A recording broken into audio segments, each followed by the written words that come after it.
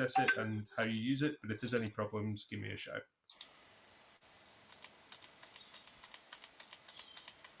And back to you, Tony. Cheers, Tom. Okay, I'm just putting in the chat. I've put in the chat the scenes of the play so far, so you can get an idea of the scenes that we have.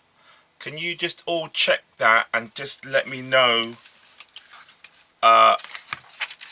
Because I may have left one out or not included one or put something in that's not shouldn't be in there. Can you just all have a check of those scenes, and from your perspective just let me know if there are any that are missing, because I may have forgotten to write down some. I've just tried to write them in a very brief way, just so that we know that we need to develop all of those scenes. But that's the rough skeleton of each scene. So if that makes sense, if there's any missing, then please tell me.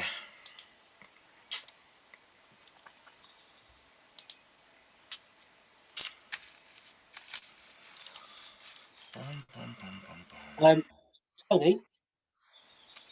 can you hear me, Tony? Sorry. Yeah. Okay.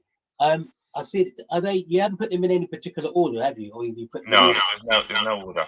Okay. So.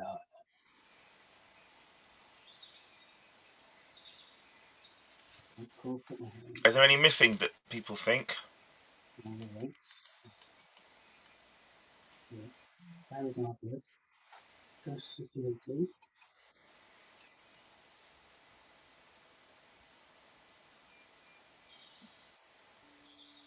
I feel like there's one missing, Tony, but I can't get my head around which one it is. So we've got the work and corporate, the wake, one about the family where they were all accusing him, the security, one in the security guard, and the solo when he's with his friends. But it feels like I don't know what it is. It feels like there's one missing. I think it might be the one where is that the one where he gets on the street by the police?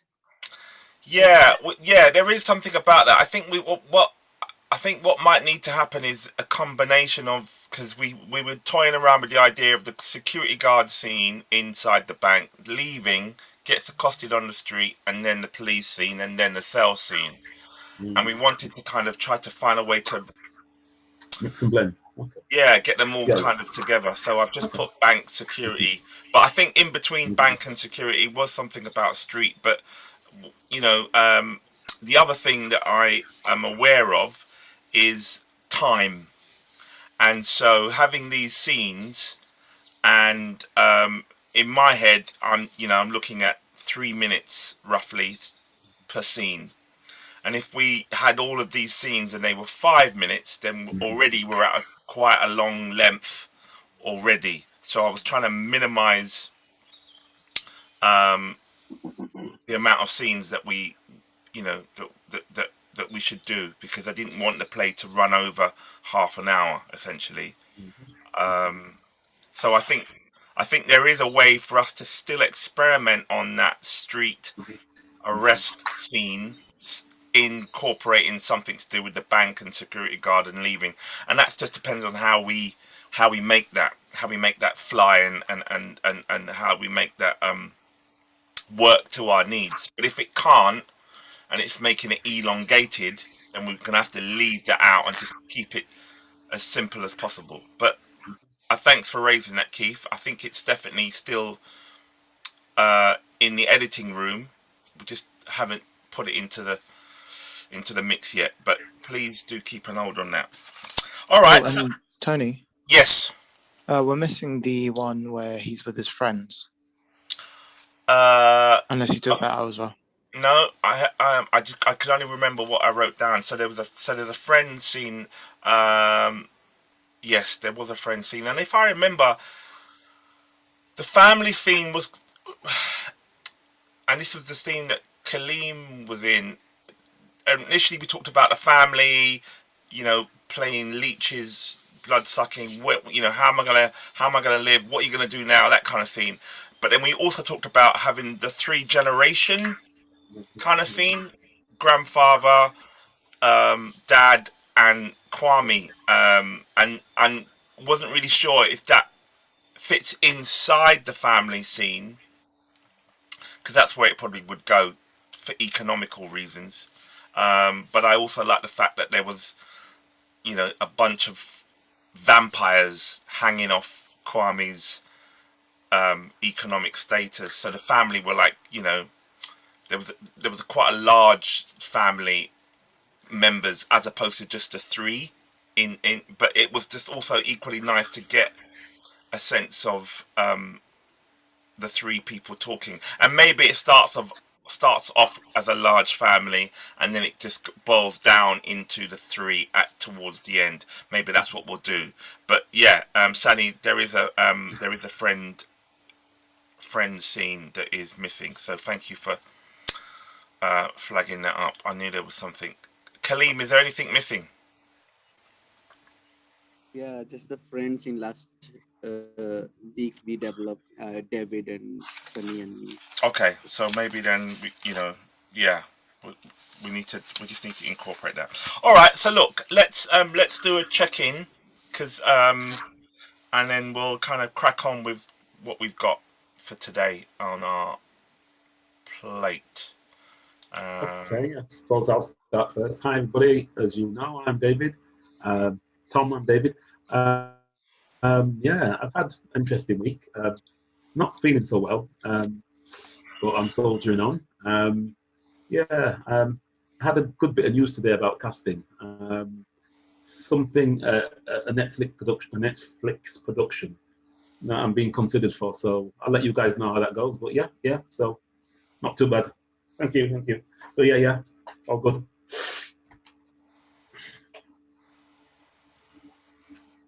Yeah, I've got something to say as well, Tony.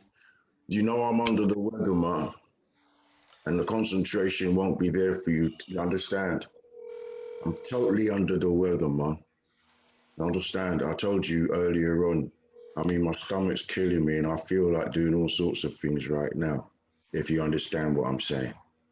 So I'm just saying, if I could, sorry, gentlemen, sorry, but I'm really, You gotta do what you gotta do, Paul. Gotta look after yourself. I'm not good. I'm really not in a good place right now. So Tony, send me all the information, yeah? All the information of when are we gonna do Sunday again? Yeah. We're gonna do Sunday. Yeah, we are working on Sunday. I'll just put that in the chat. Paul, if there's a point where you have to duck out and leave, please do so. Yeah, because we all know your situation, and we'd rather you be much more healthier and well than suffering. So please do what you have to do to look after yourself. Thank you, gentlemen. Thank you very, very much, gentlemen. Tony, can you hear me? Loud and clear. All right, yeah. So yeah, it's all sorted now, so I can see you and I can see David. Good. So yeah, so I'm on laptop. So wonderful. That's great. Nice to meet you, bro. yeah, what's going on, brother? Good. So I'm just putting in the chat the remaining rehearsal weekend dates just for you to check. I'm sure you've got them. They haven't changed. So we are working this Sunday. For those of you who can attend the rehearsals. So let's continue with the check-in. We've had Paul, we've had David. Who would like to go next? Yeah, Abner. Good evening, guys. Evening, bro. Finally sorted out a laptop so I can kind of see some of you. So, yeah, it's good, man. It looks wicked. Yeah. So yeah, just yeah, it's been a bit of a crazy week, for our weekend rather. But I'm here today. Just been sorting out a few things, and yeah, I'm kind of sort of looking forward to where we go moving forward. I'm a bit apprehensive, I'm not gonna lie. Just for the fact that, still not 100% of where we are. So please bear with me, but I will be taking notes. Thank you. Thank you for last week, by the way, for just letting me just observe. My mouth is a lot better today. Thank you. Who are you passing it to, Abner? Kalim, has Kalim been? Sorry. I don't know if because I've only just arrived, so I don't know if Kalim's been already. No, he hasn't been. Kaleem hasn't been yet. Oh, Good evening, Kalim. yeah, good evening. Yeah, I'm good and I'm doing well and everything is good, I think. Yeah. So nothing very special to say. Let's see how we are going to make it. Means how we are going to connect the scenes and what's the final structure will coming out. So I'm waiting for that. So I'll pass it to Kat or you. Thank you very much. I probably look like a miniature version of myself because I'm well far away from the camera. So because I'm shrunk and they're waving, if you can see me, I have no idea. Yeah. Anyway, for me, it's all good because I spent the weekend with all my wonderful grandchildren, and my youngest one's a week old. And it was Mother's Day, so big up to all the mothers on Mother's Day that are with us on planet Earth and that are with us in heaven. Everything's cool. It's actually quite funny because I got cast for a video last week, and I got the role of a grandfather, which is ironic because I'm a grandfather. So that was kind of funny. Other than that, everything's good. I thank the Lord that I'm good. My family's good. Everything's good. And on that note, upwards and onwards, and I shall pass it on to Matthew. Thank you, Keith. So far, my week has been pretty good. Already got here earlier, but had to go look at a car. We in the midst of buying a new car because our car broke down. So yeah, dealing with that. But besides that, I'm feeling a little content with life at this moment. But I'm just happy to be here with y'all. And I'm going to pass it to Ayo. Yeah, thank you, Matthew. I'm going through one of those phases where you wish there was more hours in the day. Like the work is just too much. Like, wow. So I'm thankful. I'm doing what I like to do. Like I wish you good luck to David. I wish good luck to David concerning your Netflix thing because I have something going on. I already told Tony about. Hopefully, it falls through for both of us. Yeah. So I want to thank God. Like like Keith said, like happy Mother's Day, like to all the good mothers, not the terrible mothers that after 4 kids you say I want to divorce for no reason. So I'll pass it to Sunny. Yeah. Thanks, Ayo. I've been all right, I haven't really done anything of note. I'm just getting ready for drama school audition.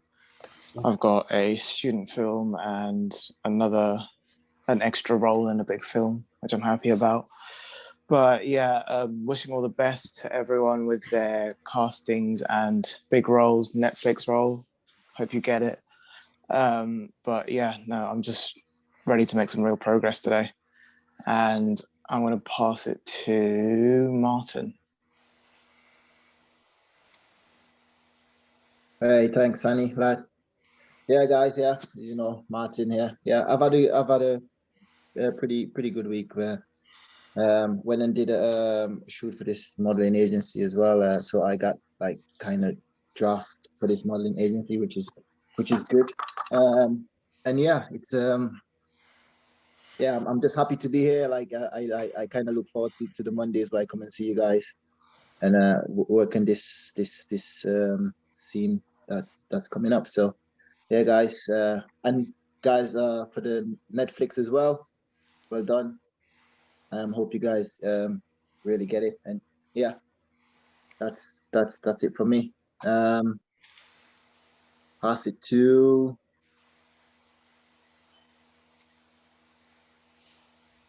Paul. You might have to pass it to Wayne because Paul's not so well, I don't think. Oh, Paul's not so well. Okay, Wayne. No, Wayne then. All right. Hello, gentlemen. Can you hear me? Yep, we can. Yeah, loud and clear, my man. It's been a stressful week for me. I've had no hot water, no electricity, and no heating for 4 days in my HMO. I constantly complain about the needles being left downstairs and rice being thrown on the floor in the kitchen. And my key worker has decided that she wants to move me to Peabody Estate. That doesn't sound good just the way you said it. Yeah, Ooh. so Ooh. I'm trying to fight that at the moment. And I've also had my partner tell me that she no longer wants to be my partner. So yeah, it's been a fucking great week. Sorry to hear that. I pass it on to I think everybody's done. there's no one else to pass it on to. Back to Tony. Sherwin's here. Oh, sorry, Sherwin.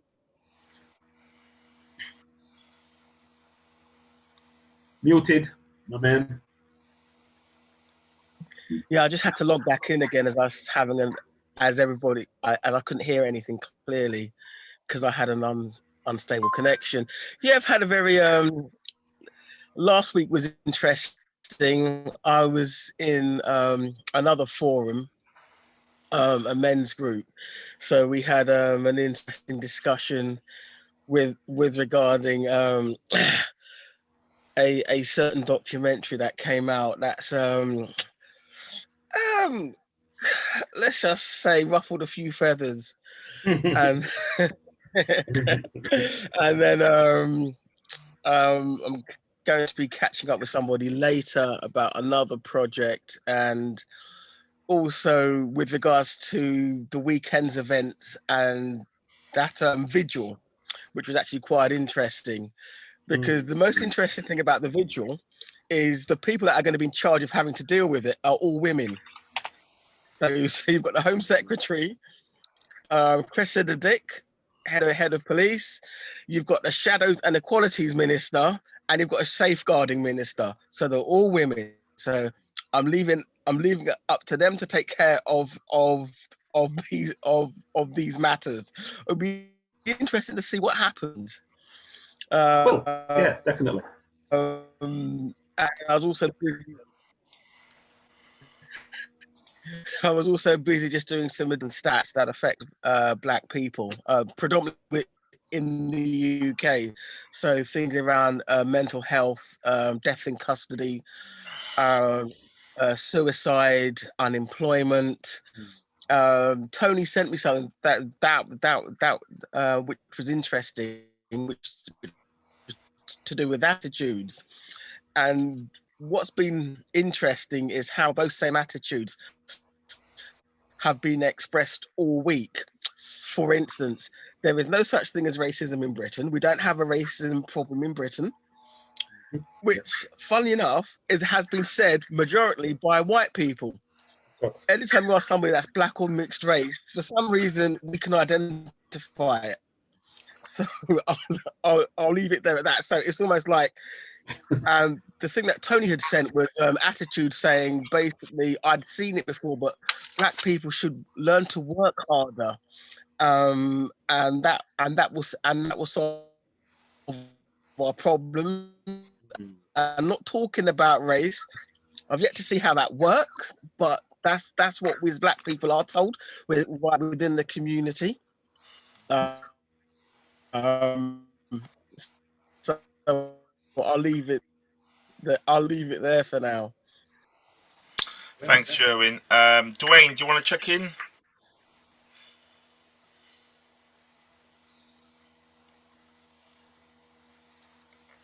If you just unmute yourself, Dwayne, you can check in. Yeah, hi guys, I'm good. I'm good. Sorry to be late. Having some issues with my computer, but yeah, I'm good. I'm looking forward to the session. Yeah.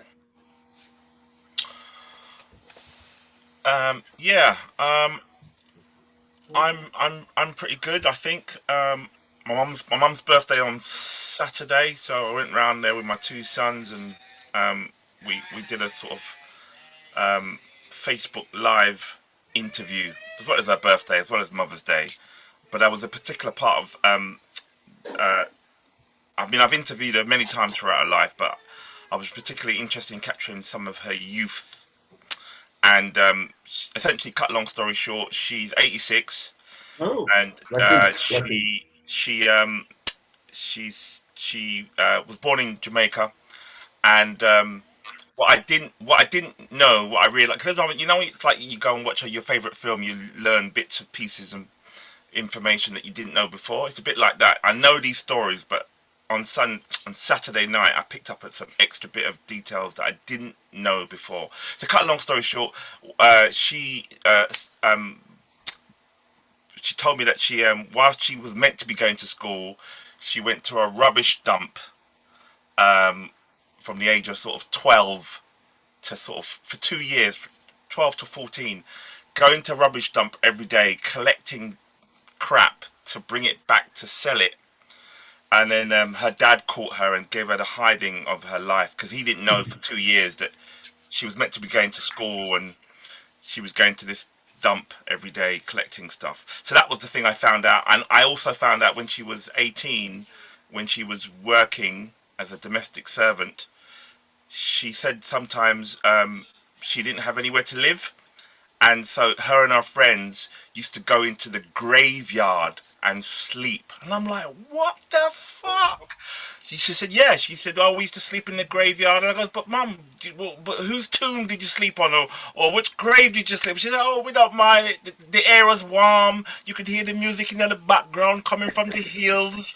And we just slept in different graveyards. I was like, that was a real revelation for me to find something like that out from your mum. Anyway. Tony, Duppy, don't worry. It sounds like there's a plane there, Tony. It sounds like there's a plane in your mother's stories, Tony. Gosh. Anyway, yeah, all good. All right. So, just if you check the chat, I've put in the stuff about the camera angles, so we don't forget about that, because we should not really be performing any scenes.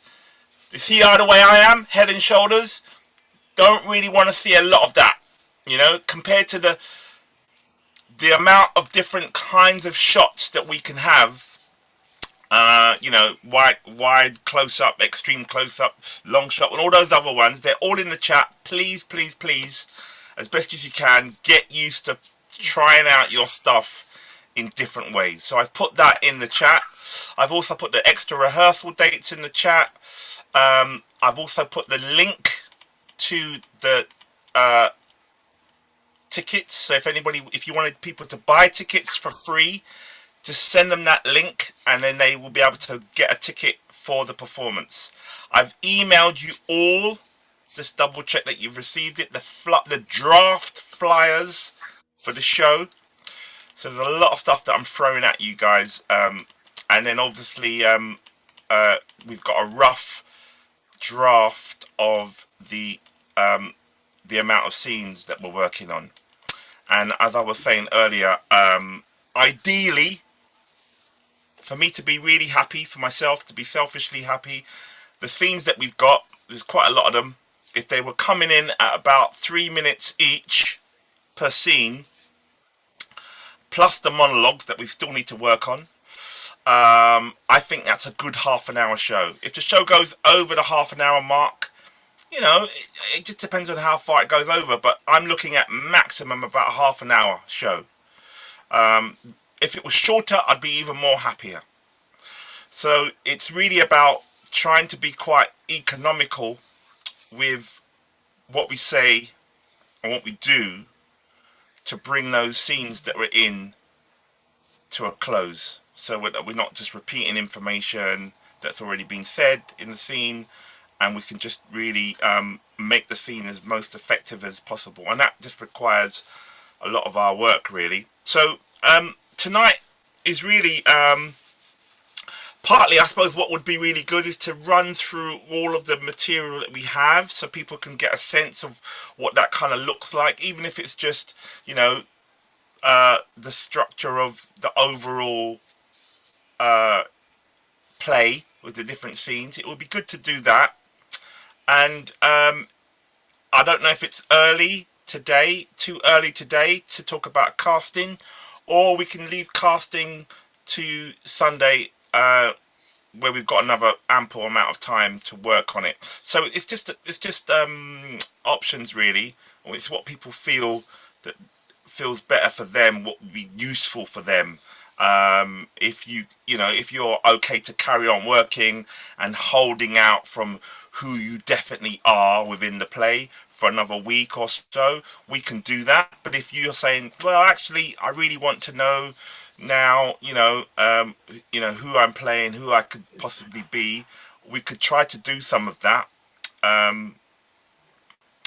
But that's all in the mix still, because we do need to know at some point. And I just wanted to just throw it out there for some people who might be more anxious than others.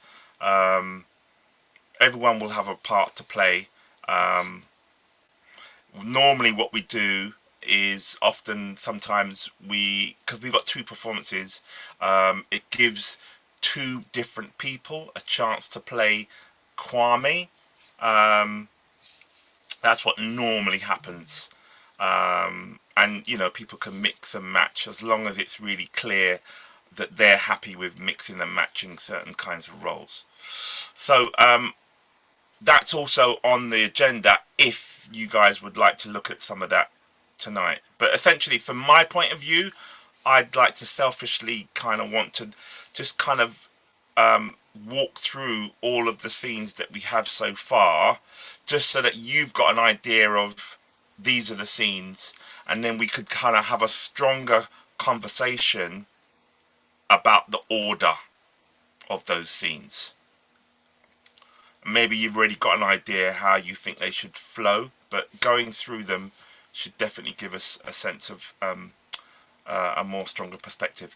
And if there's anything else that you feel that we need to do tonight, please unmute yourself or put it in the chat or let me know so we can put some time into that.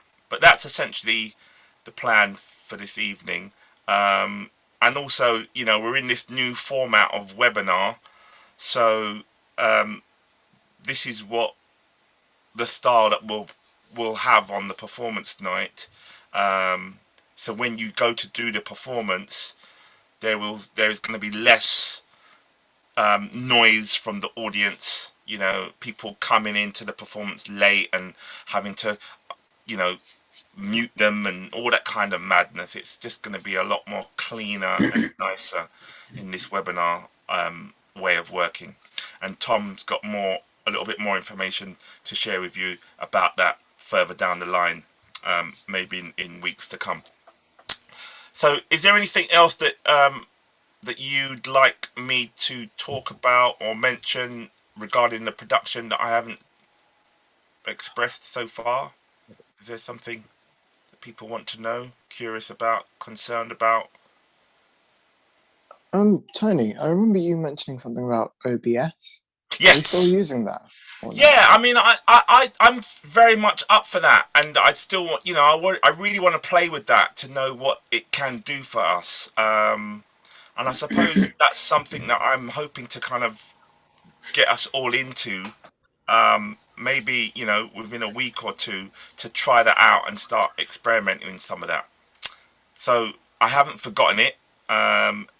Partly I'm in my head, I'm just kind of thinking, just get the scenes done, get the order done, and then we can throw the whole sort of production into OBS rather than just sort of doing scenes about it. But no, I definitely would love to still try it out and experiment on it and see what it gives us, and to know if it's really definitely for us. I feel it can be. I've never done a performance on OBS before, but I would certainly like to, because it feels, you know, it's got some really sexy, interesting things to do on it. But I am not the best person technically to kind of go, yes, our show suits it, because I'll quickly jump in there. So that was one of the reasons why Tony brought me on board, was to look at its suitability. So there's been an addition to OBS called OBS Ninja, which acts a bit like Zoom. So it's browser based, so you don't need to log in or anything. You just log in via a link. The issue is OBS, for those who don't know, allows you basically to have, let's just say, a vision mixer. It allows you to have multiple video in one place. What it is, OBS is owned now by a company, I think, called Streamlabs. So what it allows you to do is to stream. The situation is, in OBS itself, OBS is just basically a software version of a video mixer. And it's very good at recording stuff. The Streamlabs part is what makes it available on the internet for you to view. The problem is that it's browser based. It's dependent upon how many people are actually watching it, and also the tolerance of the stream itself. So it's not suitable for certain applications.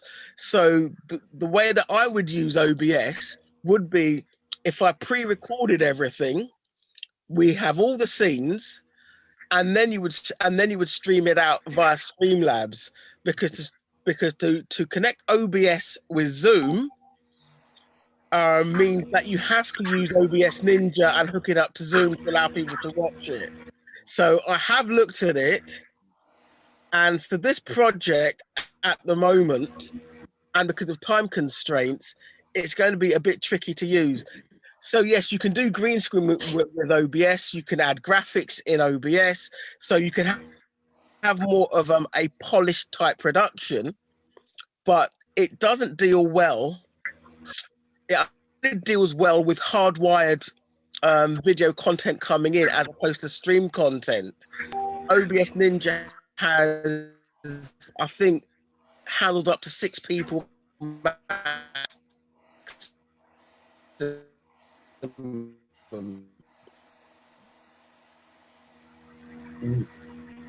for it to work.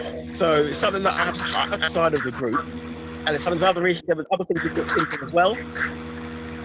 One was to do using surround sound. Sorry, there's a really bad noise coming out. I don't know who. Someone's got a really bad feedback noise. I don't know if it might be. It's gone now. Yeah.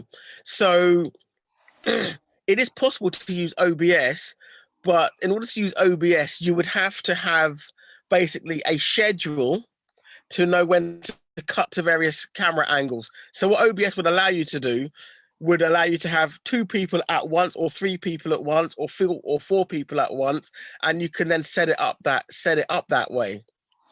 But then you've also got to then direct people in terms of what their positions have to be for it to actually look right, as opposed to 3 people looking straight forward. You may need somebody looking left or somebody looking right, etc., if they were having a conversation. So it is something that is still being looked at, to find out if there is an easy way to use it and be able to make sure it's accessible to you as the performers to log on to and use. Like I said, it's browser based, so you don't need an app. You just need to have Chrome. It works best with if you've got the Chrome browser, as opposed to Internet Explorer or Safari or Mozilla. So that's it for now. If there's any other questions, you can just send me something via chat as a private message, and I'll answer it. I suppose, Sherwin, I suppose at some point, I suppose we need to know, well, I certainly need to know is a case of, are we going to be, working and using it to do the show or not?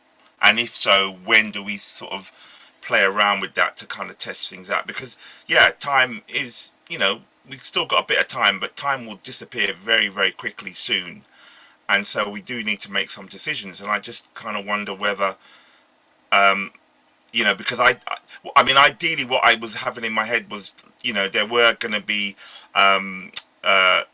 pre-recorded video scenes coming in between the performance, overlays, text, graphics, all that kind of stuff. And can we still have all of that sexy stuff or not? And that's just a big question, really, for me. You can have it if you're using OBS. Depending upon Zoom is allowing you to have overlay as well. There's I can't remember what it's called. I think it's like Windows Noteboard that allows you to have overlay, so you can basically make the noteboard transparent and you can write on top of it. So you can have overlays like that. The thing with OBS, in order for you to have the graphics you want, you're going to need to either use share screen, or if you've got the beta, there's a beta for Zoom which has studio component in there that allows you to have a few extra things in there. But OBS is more geared up, like I said, to video for broadcast. So fancy titles, overlays, video inserts, that's a lot easier to manage in OBS. Whereas with something like Zoom, you're going to have to be using the share screen to be bringing those in, or you're using a thing called like a virtual camera, where you're scheduling things coming in through your. What I'll do is I'll discuss it later with you, Tony. All right, no problem. All right. Okay, all right.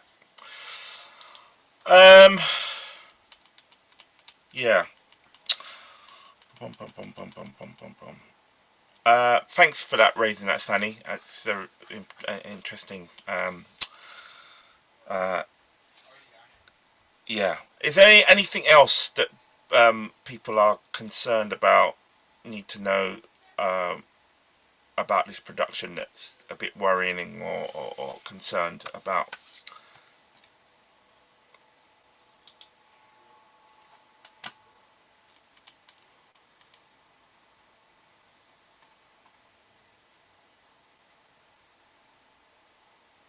Well, the silence probably tells me that everyone is happy and hunky-dory and can't complain. All right, so yeah, I think for me, I would really like to just run through the whole of what we've got so that we can get a sense of what that looks like. That would be really good if we can do that tonight. And then from there, maybe look at some other smaller details with those scenes. I'm just thinking how to. I mean, obviously there's always two ways to do this, and obviously the way that it's normally done, it does take up people's time, because people are watching scenes that they may or may not be in, and I'm aware of that, and obviously your patience level are respected, and obviously this is a group thing, so it's about supporting as much as possible. Even though you're not in a particular scene, you're in the background there, just watching, ready to give some brief comments at the end. So it's partly about watching each scene as we go through the whole of the scenes. There's that version of doing it that way, or that we split up into two groups, and each group works on you know, half of the material, the other group work on the other half of the material, and we bring you all back, and then we look at all of the material, and that way we've got the whole of the all of the scenes. Is there any preferred version of how you'd like to work this evening?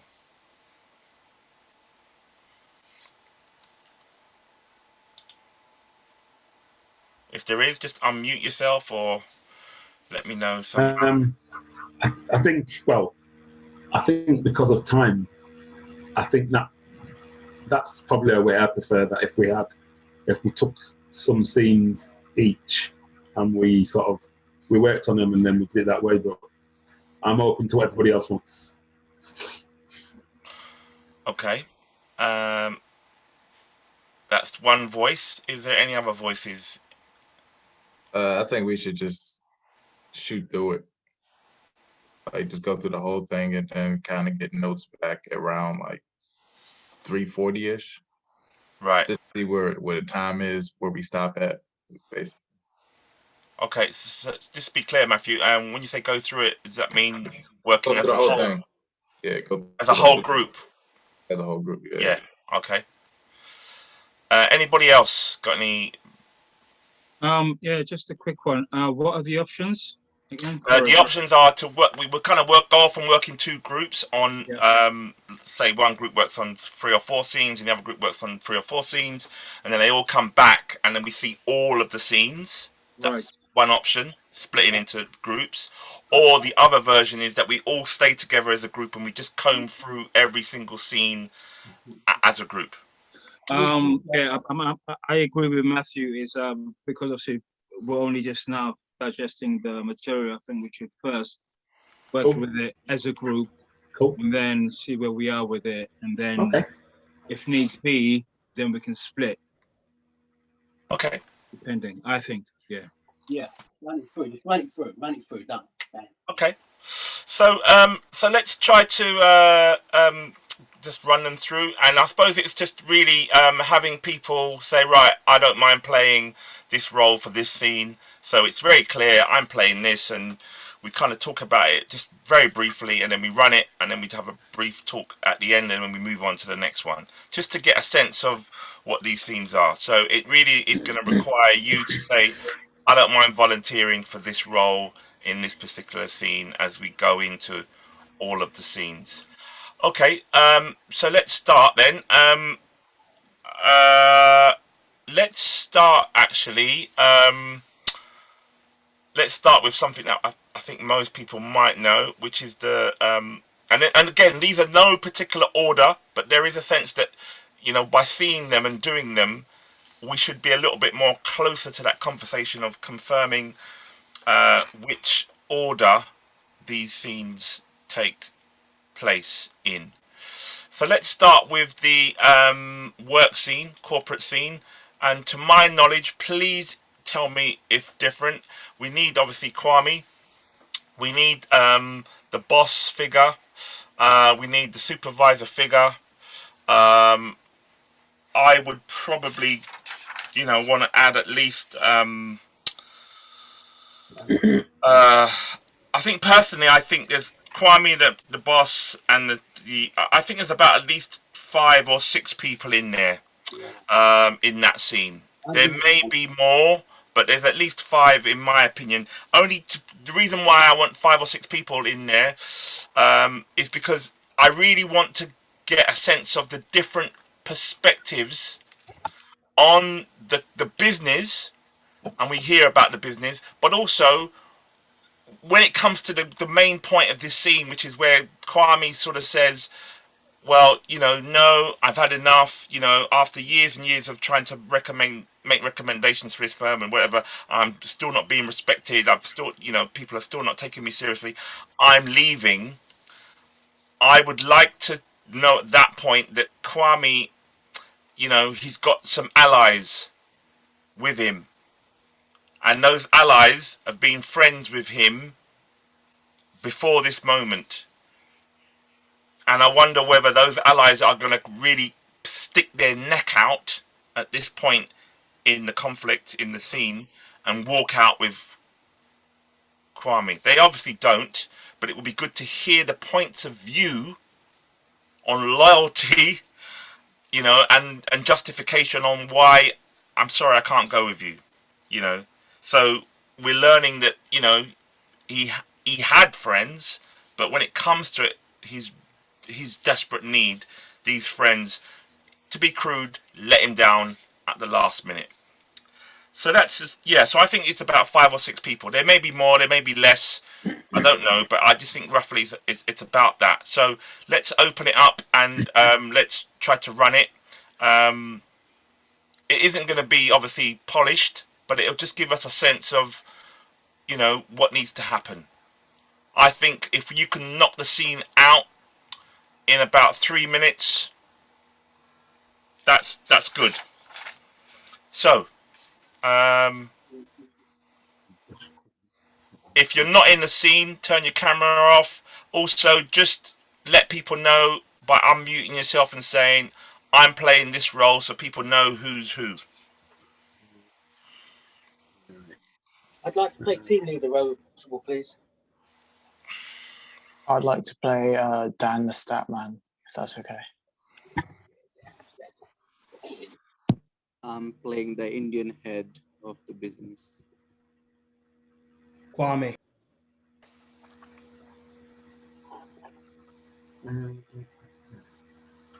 I think there's still opportunity for somebody else. I can play one of Kwame's supporters, but I just could change my name, I suppose, as well. I could play one of Kwame's supporters. Okay. Who's going to play Big Boss? Because obviously Paul, we've done it before, he's not here in the moment. Who's going to play the Big Boss? Okay. Who's our boss? Okay. Big boss, number one boss. Who wants to play that? I'll do it. Okay, thank you. Matthew's Big Boss. So that's number 1 in charge. Are we going to have number 2 or just a team leader? Yeah, I can be one of Kwame guys as well. Who's with Kwame as well. You're sorry, Martin. You're who? One of because there were 2 guys who's with Kwame now. Yeah. Yeah, so it just needs to be clear. One of them is kind of like for Kwame, and one's kind of against Kwame. If that makes sense. Right. I will be for Kwame. Okay. So does that mean yeah. So does that mean I should be against them? Kind of, yeah. Just to bring the drama in. Okay. Okay, is that it? Are we good to go? Has everyone got their role?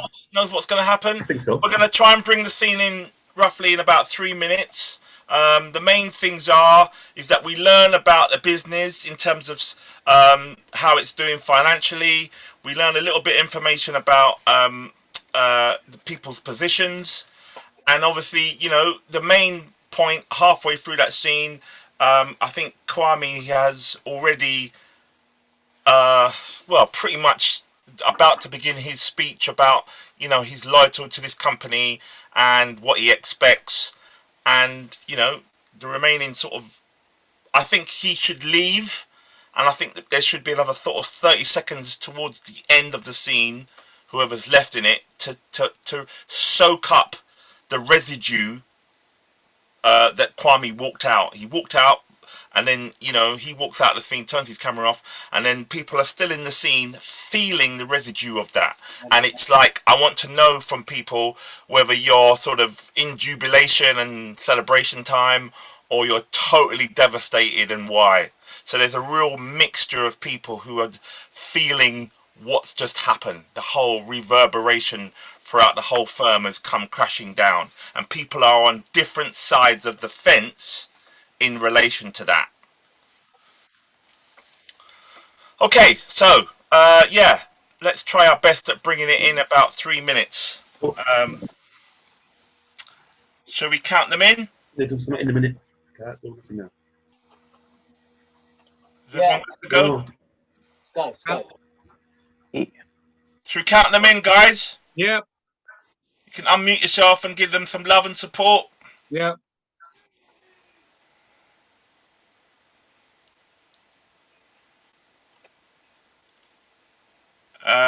My audience, I'm talking to you. Should we unmute ourselves and count them in and give them some love and support? Yeah, ready. So we'll just do a 3, 2, 1, shall we, all together? Yeah. 3, 3, 2, 2, 1. 1. Action. Okay, right, great. Guys, thanks for coming here today. It's a very important team meeting we've got here today, yeah, right? I need to make sure everything's on track because, you know, the boss is going to be here in a minute and he don't like anything to be out of spec. So we've got the minutes of the meeting. Hey, who's got the minutes of the last meeting? Who's in charge of sorting it out? I do. Yeah, you've got the minutes of the last meeting, yes? Yes, sir. Right, you've got them, basically, but I need them here to put them on the boss's desk, you know what I mean? Yeah? And have you included the stats from the last report? Yes, sir.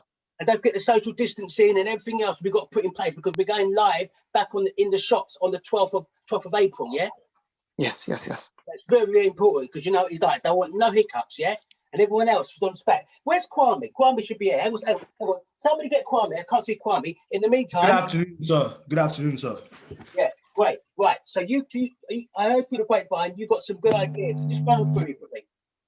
All right. So, like, and in concordance with Kaleem, I compiled statistics from Dan the Statman, and I'd like to propose to you that we go online this time.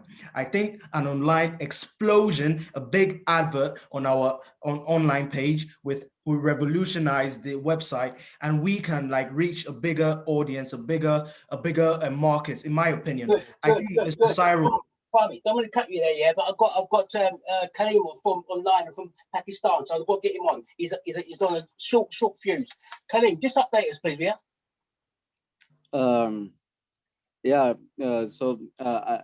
There are some good news from my side. Like there are some investors who want to invest in our business, and that's a very good point. Yeah. So within few months, maybe we will get some good growth in our business. Yeah. That's good. That's good news. Stand step. I think the boss is coming in now, right? So basically, when the boss gets in, he's coming up the stairs right now. I'm just hearing my feedback from the linesman. So the boss will be here. Remember, stand attention. You know how it is. Hi, boss. Hi, big man. How you doing? Doing good. How's everything going over there? Everything's going great. Yeah, very good. Everything's going great. We've got everyone here. Yeah, but down the man just gonna run you through the stats with you. Yeah. Oh, yes. Hello, sir. So judging by the business, our cash flows is low, our revenue is down generally, and it's becoming harder and harder for us to keep up with other businesses, with other people starting their own. But with the investors, that's a short-term solution. But I believe that Kwame's newest idea, which I put in your report, about going online would help us massively in terms of regaining our audience and getting the edge over the other companies. Well, yes, we've been working on this. Yes, we've been working on this for a while. Yeah, so he's been doing a really good job. Kwame. Well, let's hear it, Kwame. What's the idea? Yeah, boss. Thank you for this opportunity. I'm really grateful. I've worked for this company for 10 years. But I think going online would reach a bigger market, would be out there everywhere because all our competition is going online. I feel like we're stepping back a bit, we're being backward, and we're not moving forward. Like I use stats by Dan, and Dan said, and the profits down, everything's down, the revenue's down. So I think the revolutionizing of the online markets is where we make our money, in my opinion, sir, Mr. Boss. Yes, sir. I mean, that sounds a little bit like sort of office talk. I'm not really. I understand the internet, but I'm not really getting what you're saying. It sounds like you're just kind of pulling things together. It sounded like you were just pitching the idea rather than have a set plan. What's the plan? Ideas. Got some good ideas. Hear that. Got some good ideas. What are you guys on about? He's been doing his research. He's been going online. He's been checking that. He's been looking at other companies and looking. I'm sorry. Who is this? Oh, this is Martin. He's one of the hand guys. Oh, one of Kwame's friends. Yes. Okay. Yes. Kwame, does he speak for you? Sorry, we're alongside each other. Sorry. Does he speak for you, Kwame? Yes, he does, sir. Yes, he does, sir. Oh, he does. This is my report. So why am I talking to you instead of him? Yeah, because we have been doing this together. No, he's been grafting, and from what his name is saying, he's trying to undermine his effort into this whole situation. Did you know about this team leader? That it was two people doing one job. Did you know about this? Basically, I heard a little bit about it. I thought rather than me spin it to you, boss, I thought, you know what, get the guys up here because they know exactly what they're talking about, boss. I'm basically paying two people for the job of one person. Is that what you're telling me? Yes, Yeah, is that what you're telling me, Dan? agree. Dan, you're telling me I'm paying for two people for the job of one person? Is that what you're telling me? No, we're useful No, to the I'm just company, working. boss. I'm just working alongside him. I've got my own stuff going on, but to confirm what he was doing, I kind of help him on this situation. So I'm not. So you're not paying me. I've got my own stuff, but just mean, Kwame just wanted a bit more insight on it. I wish Okay. Thank you very much. Thank you. I realise how extremely difficult this is, trying to pull in all of these important details that you're improvising into a scene. It is extremely difficult, and I really, really do honour you to trying to nail it down. It's already over 5 minutes, and Kwame hasn't left yet. It's hard. It's hard. And I think one of the things that can really help us is just by saying less. Yeah. By saying less, and whatever you do say, it just counts the punch. And it may be that we have to be really crude to kind of get a sense of what that 3 minutes might look like. And being really economical.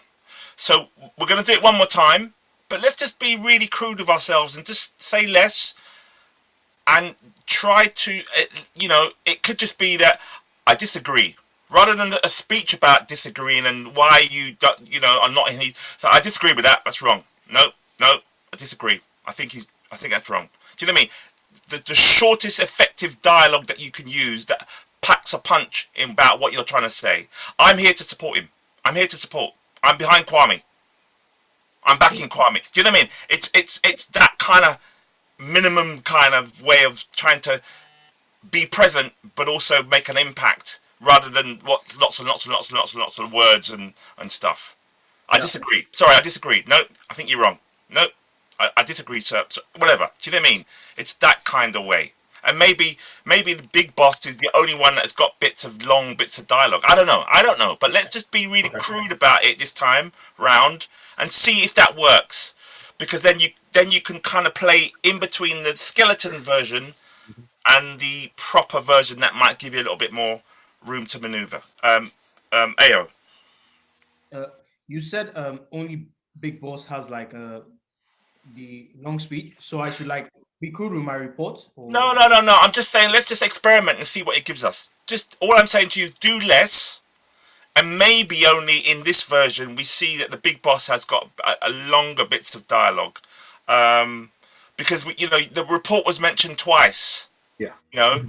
I think it only needs to be mentioned once. Either that your teammates mention it for you, and therefore it doesn't need to be mentioned again, or you mention it. I don't mind which way round, but if it's mentioned twice, then it's like we're using more dialogue.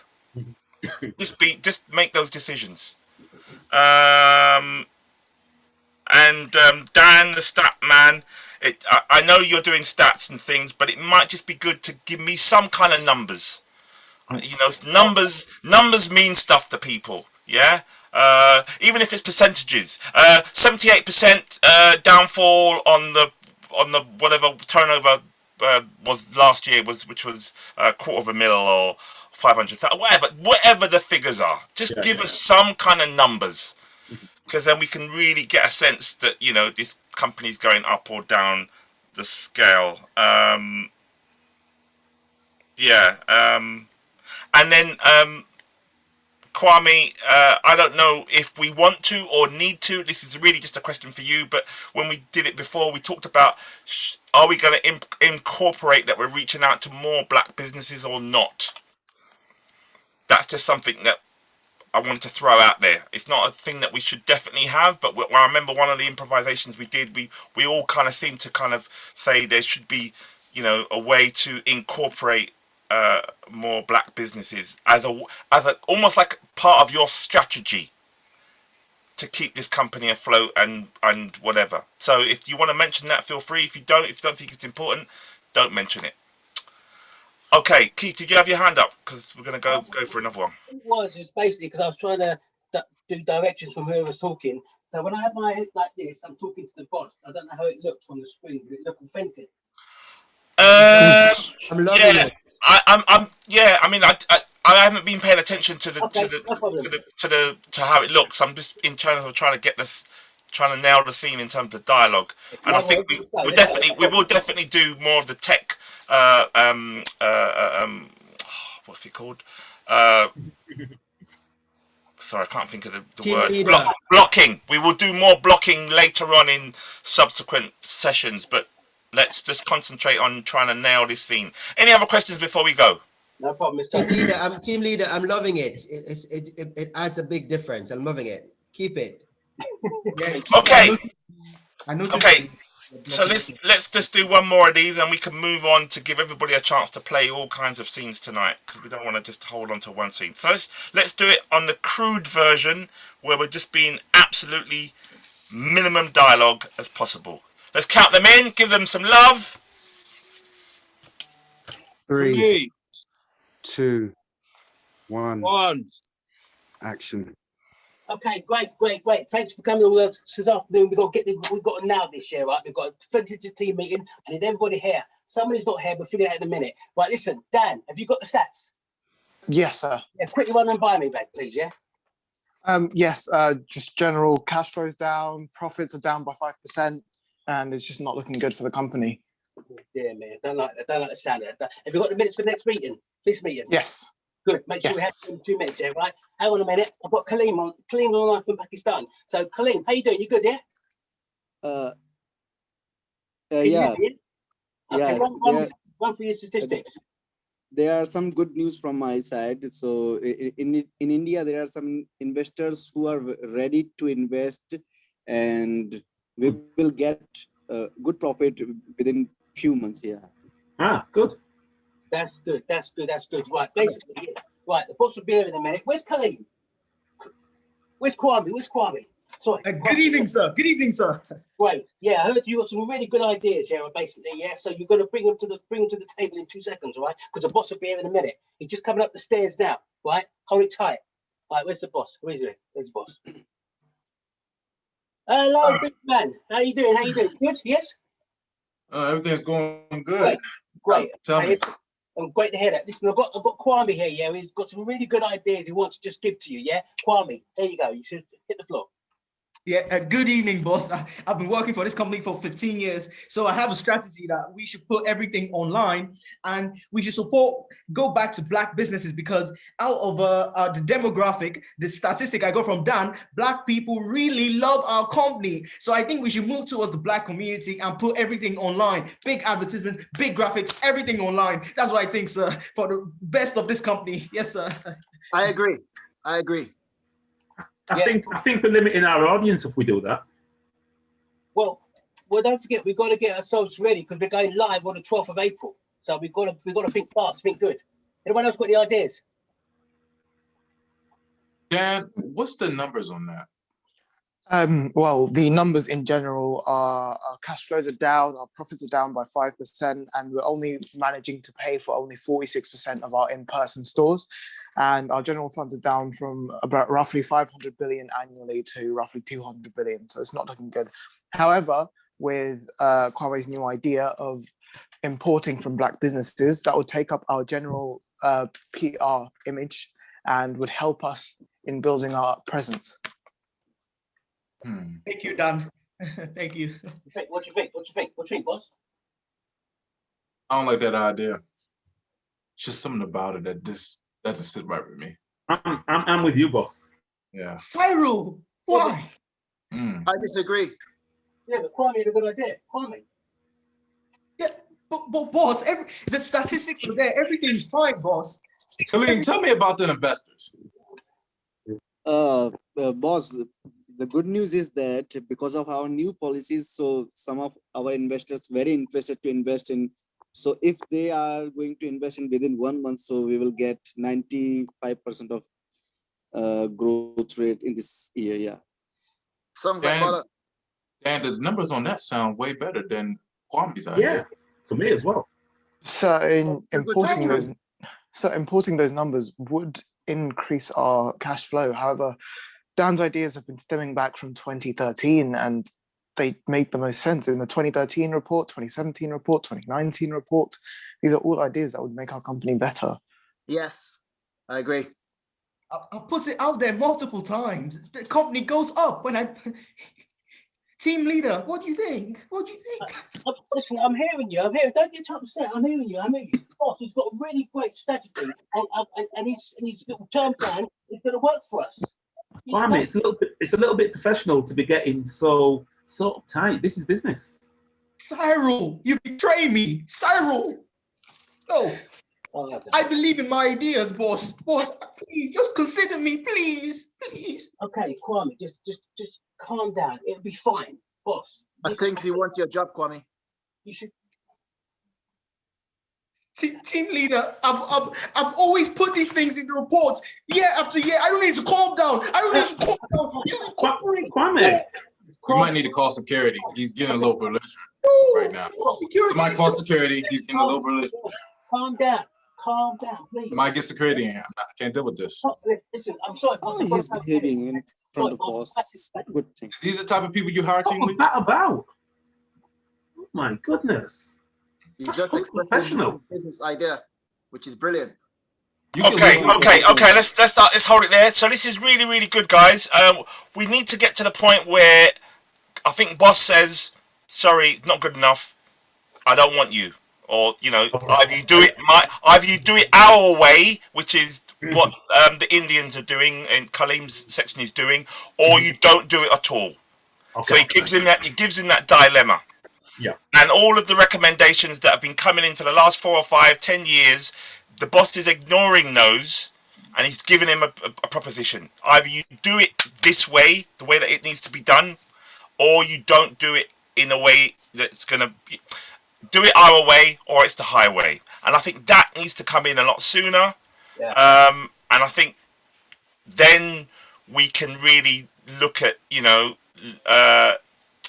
Kwame kind of realizing that he's really got this moment of, what do I do? And I think that should be one of those kind of moments where everyone is kind of silent and you're looking around trying to, it's an uncomfortable moment where he has to decide. And then he says, well, okay, no, I'm not going to take it no more. I've had enough of this company not respecting my position and my, you know, intelligence on how to create a business or something. And okay, I'm leaving. I'm walking out. I'm leaving, whatever. And then people should be shocked. For those people who need to be shocked, you're shocked in a good way.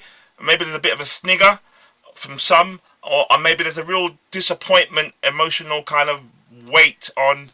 No, Kwame, boss, that's wrong, or you know, whatever. But he goes because he looks around maybe to try to see who might walk out with him. Nobody's going. He's on his own. It's hard, guys. It is hard because it's a wonderful scene, and getting all of those elements in under 5 minutes, under 3 minutes, is so tricky. It's so tricky. When we nail it, that'll be good. It is tricky. It really is tricky. From the audience point of view, can you give any suggestions, recommendations from an audience point of view? It'd be good to hear your feedback now. From an audience perspective, you know, it could be. I know you've already said it yourself, but you know, it could be a lot more clearer. You know, with regards to the power structure. Okay. You know, meaning that, you know, the boss is the boss. The team leader is the team leader. And, you know, the hierarchy needs to be established, I think. You know, because at the moment it's a bit muddled. But, you know what I mean? Okay, fair enough. You know, at the moment, it's still fresh, but I think the most important thing I feel is just just listen to each other. I believe. Thanks, Abner. Anybody else? Yes, all I was going to say, somebody should state clearly, I'm the team leader. There should be something that differentiates seniority by knowledge and experience, and that's what they're using to justify their argument. Okay. They're using their rank. Okay. Any final comments before we give them one more chance to do this under 3 minutes? Because they can do it. I have every belief in them, even though it's extremely difficult. Okay, so let's just do it one last time, guys, and then we're going to move on. And whatever happens in this one happens, but you're getting a sense of what needs to happen anyway by going over and over on it. Yeah. I think when somebody asked for, when the boss said something like, "What does the figures look like? What does that look like?" And I think you did answer it, Dan. But I think we got the long way around to those projected figures. When the boss said, "What are we looking like?" Well, I think it should be something like, "Well, the profits are looking like." Let me just do a quick calculation. I think we're looking at an increase of, I don't know, 17% extra profit on what, I don't know. I have no idea, but it's about trying to answer the question of what that looks like financially, and maybe the simplest way is like, yeah, we our profits will be increased by 16% or 5% or 0.3, whatever it is, the figure you want to put in, but it just really nails it quite quickly on your projected income that will be generated from this new way. Because essentially what was happening is people are not going for the Kwame's way of business, they're going for the Kalim's kind of style of way of business. That's essentially what's happening, and it's before, it's not a good look.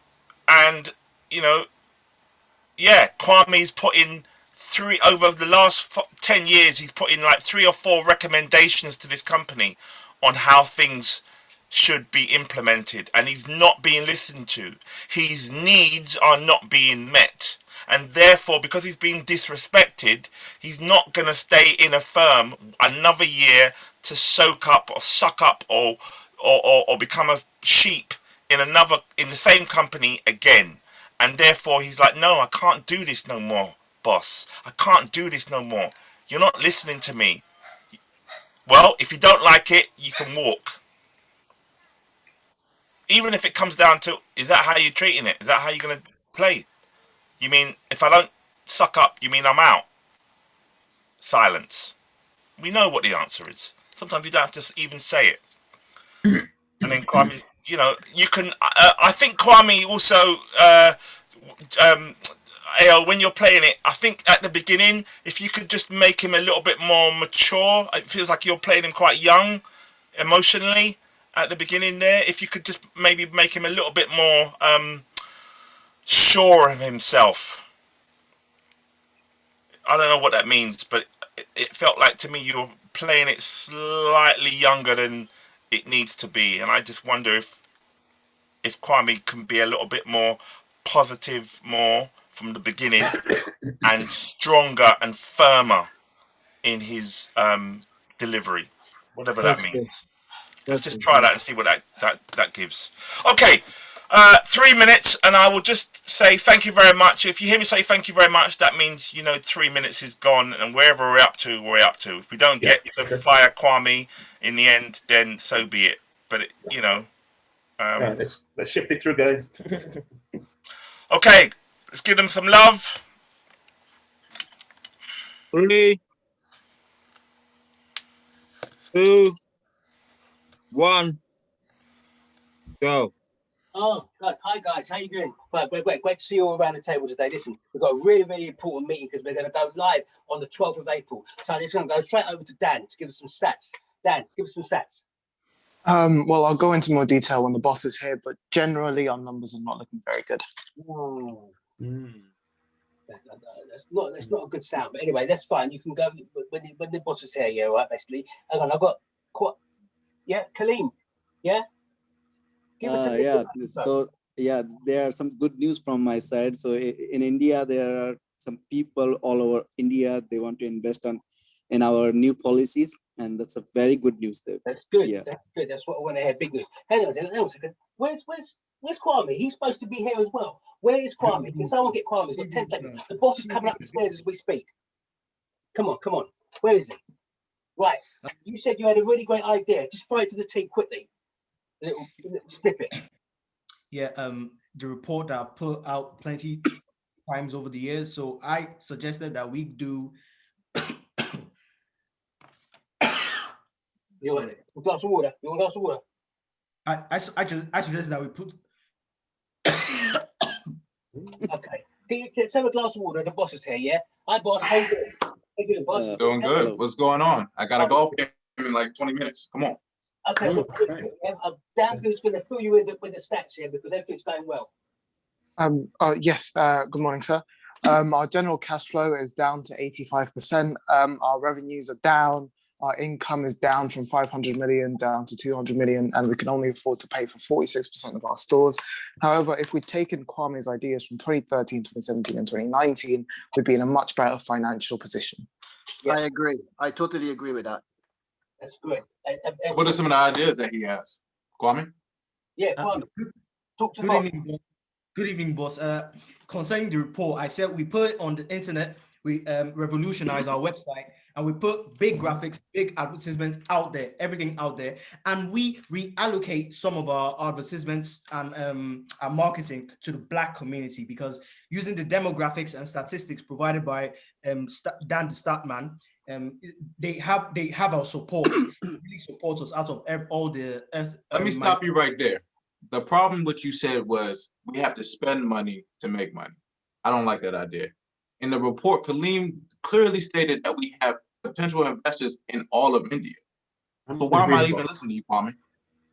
Yeah, because Kwame got some really great ideas. Alongside with that. Team leader, I'm talking to Kwame. Sorry, boss. Sir, is using statistics, they back up my report. You're not in charge of statistics. That's Dan. I'm talking to you, Kwame. How's your idea going to make me money by spending money? Via statistics, is up. Keep talking about statistics. That's not you. That's not you. Martin, can you back me up? Don't ask for Martin. Yes. We've been going to this internet all year, and it's good. It's good. So you just need to look at it. Stay with him, Matthew. Stay on Kwame, Matthew, and ignore Martin. Yeah. Yeah, Martin. Keep on saying, Martin. Clearly, I need to talk to Martin, but not you, Kwame. So why are you here right now? Why are you here? He's been doing good, sir. I'm not talking to y'all. I'm talking to Kwame. Why are you here, Kwame? Sorry, boss. I've been working for a lot of years. I've risen up the ranks. I think I contributed. I've been working a lot of years. I'm the one who started the business. Oh, yes, sir, you are. Yeah. Why are you here? I think I offer something valuable to the company, sir. Well, clearly not. If you're getting help from Martin, clearly you have nothing valuable to show. Wow. What? Yeah. It's like... Yeah, but no. With Martin, Kwame, and Dan... One more time, team leader, and you can go. Okay, sorry, boss. I'm going to ask you one more time, Kwame. Why are you here? Sir, you present yourself as a bully.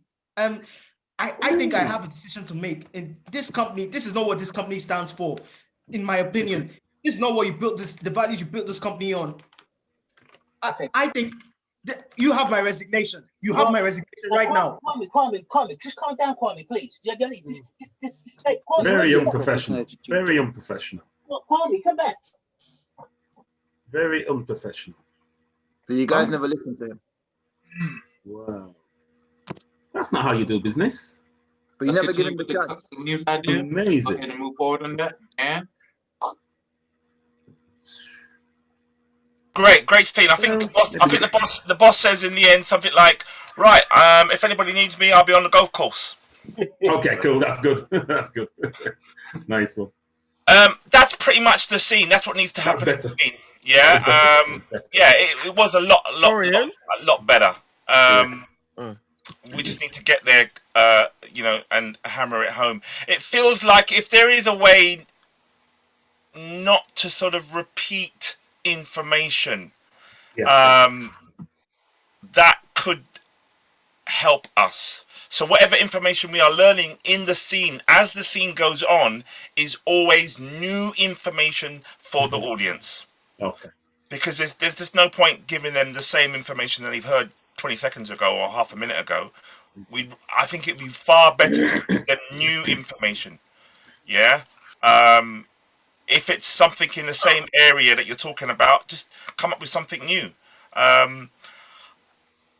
Yeah, it's an extremely hard thing to do, but you guys have done a tremendous job, and I think I want to certainly applaud you all because it is hard. It is hard, but well done.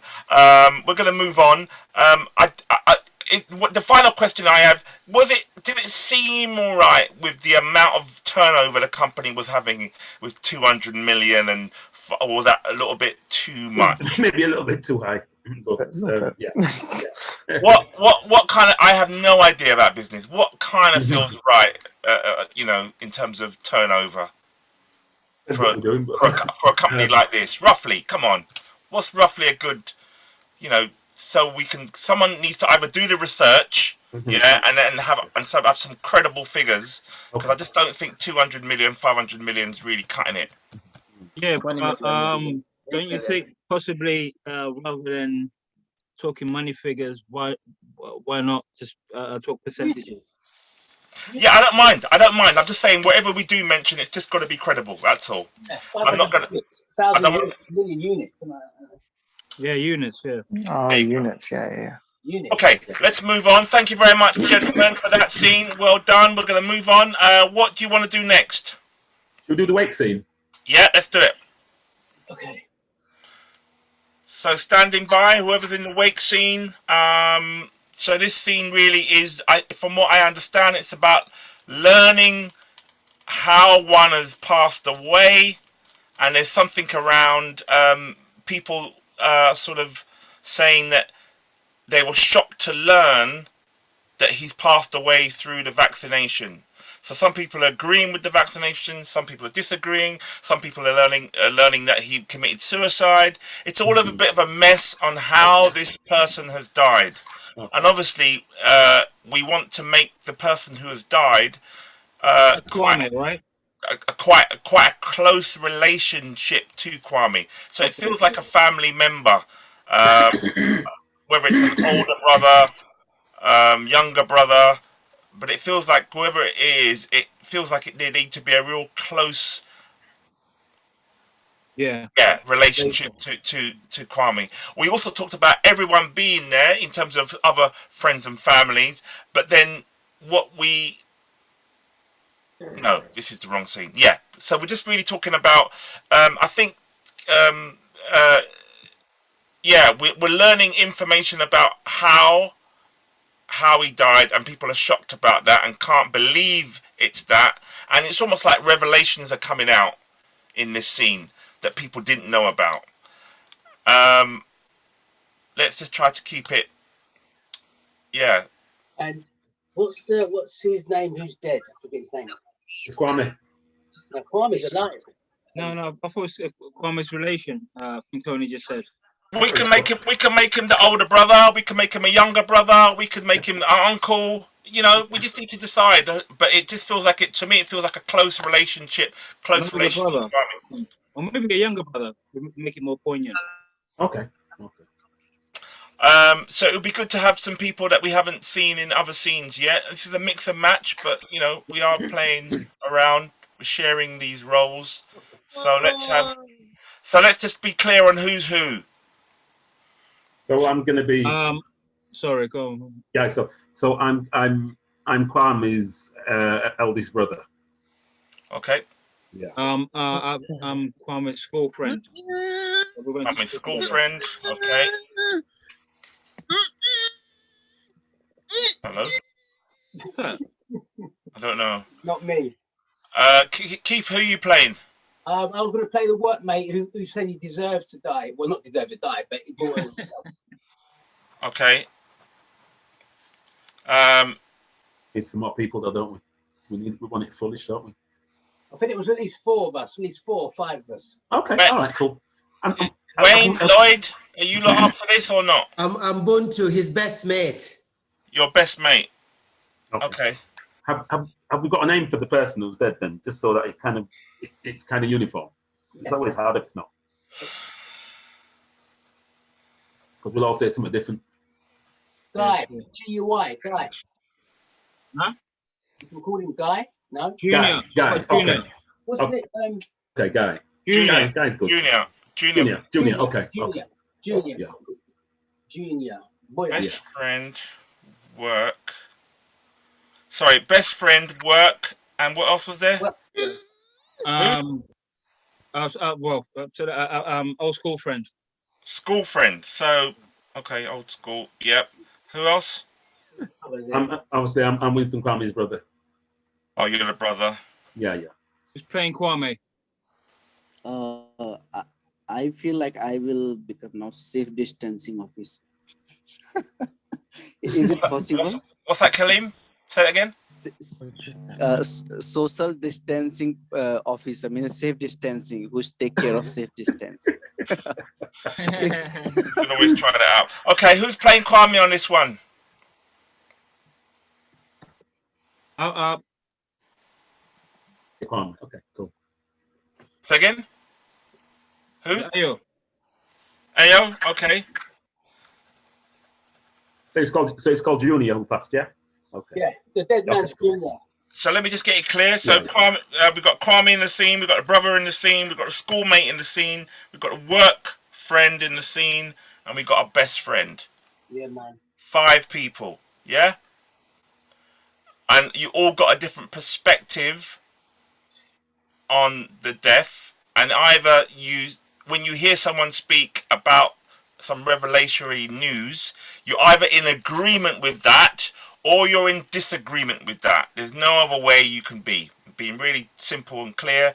When you hear someone's suggestion around perhaps how they might have died and the way, you either agree with it or you disagree with it. So we can kind of get a sense of who's who's kind of who's joining up with who. And there may be some people, well, we've only got 5, but if we had maybe somebody else who was like, just not sure, that would be equally nice.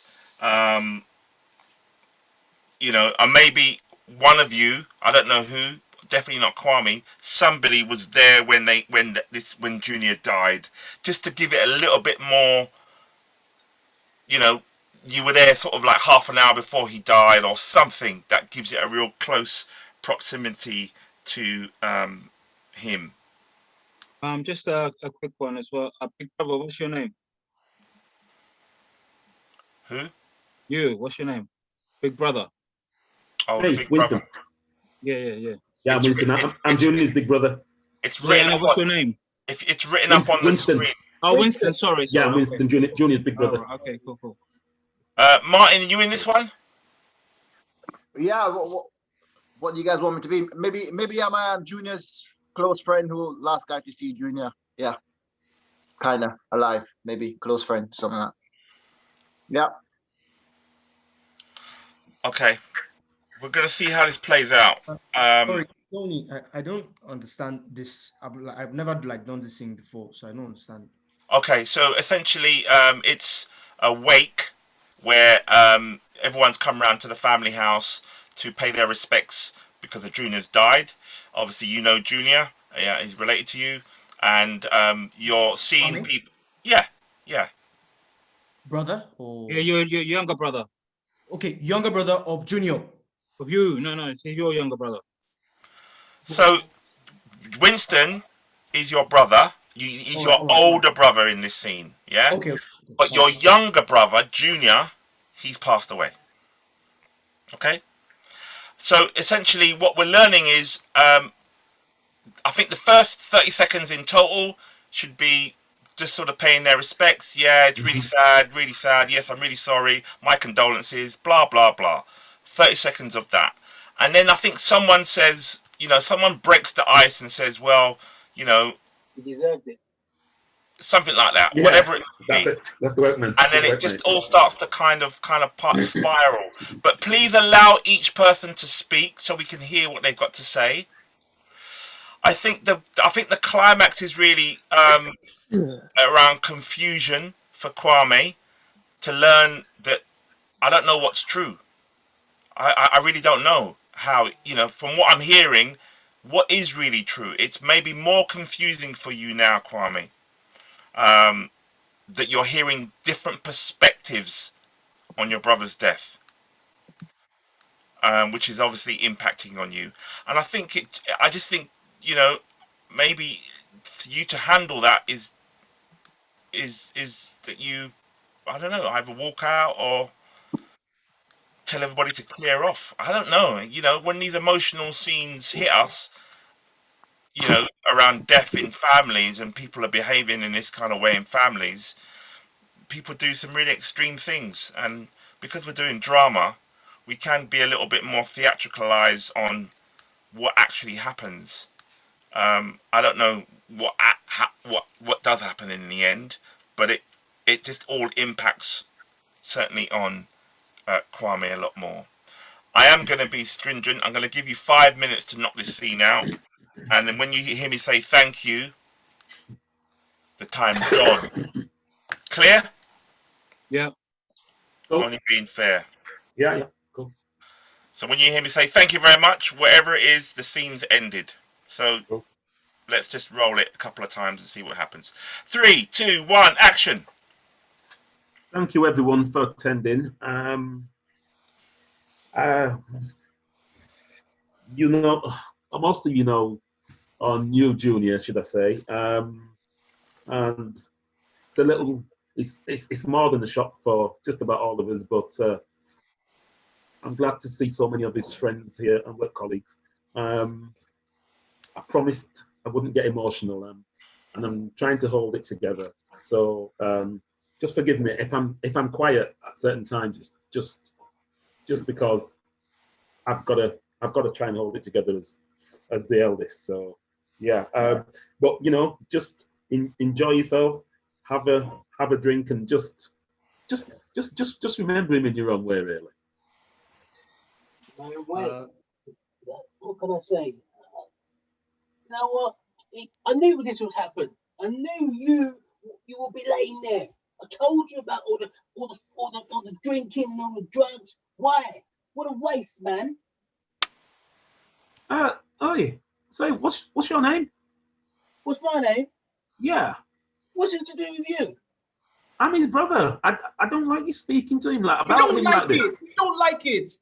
You don't. Listen. His family's here. You've got to remember that, you know, his family are hurting. Why is he here though? His family's hurting because he's made his family go through all this.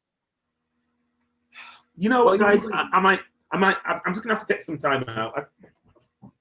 What do you mean he's been drinking? He was sober. We were playing football. We were coming home, and then he just dropped. Yeah, that's because he's an alcoholic and he takes drugs. We used to go out partying all the time. And I keep thinking, my God, what happened to my brother? I'm sorry. How it happened to my brother? And how you talking like that, my big brother?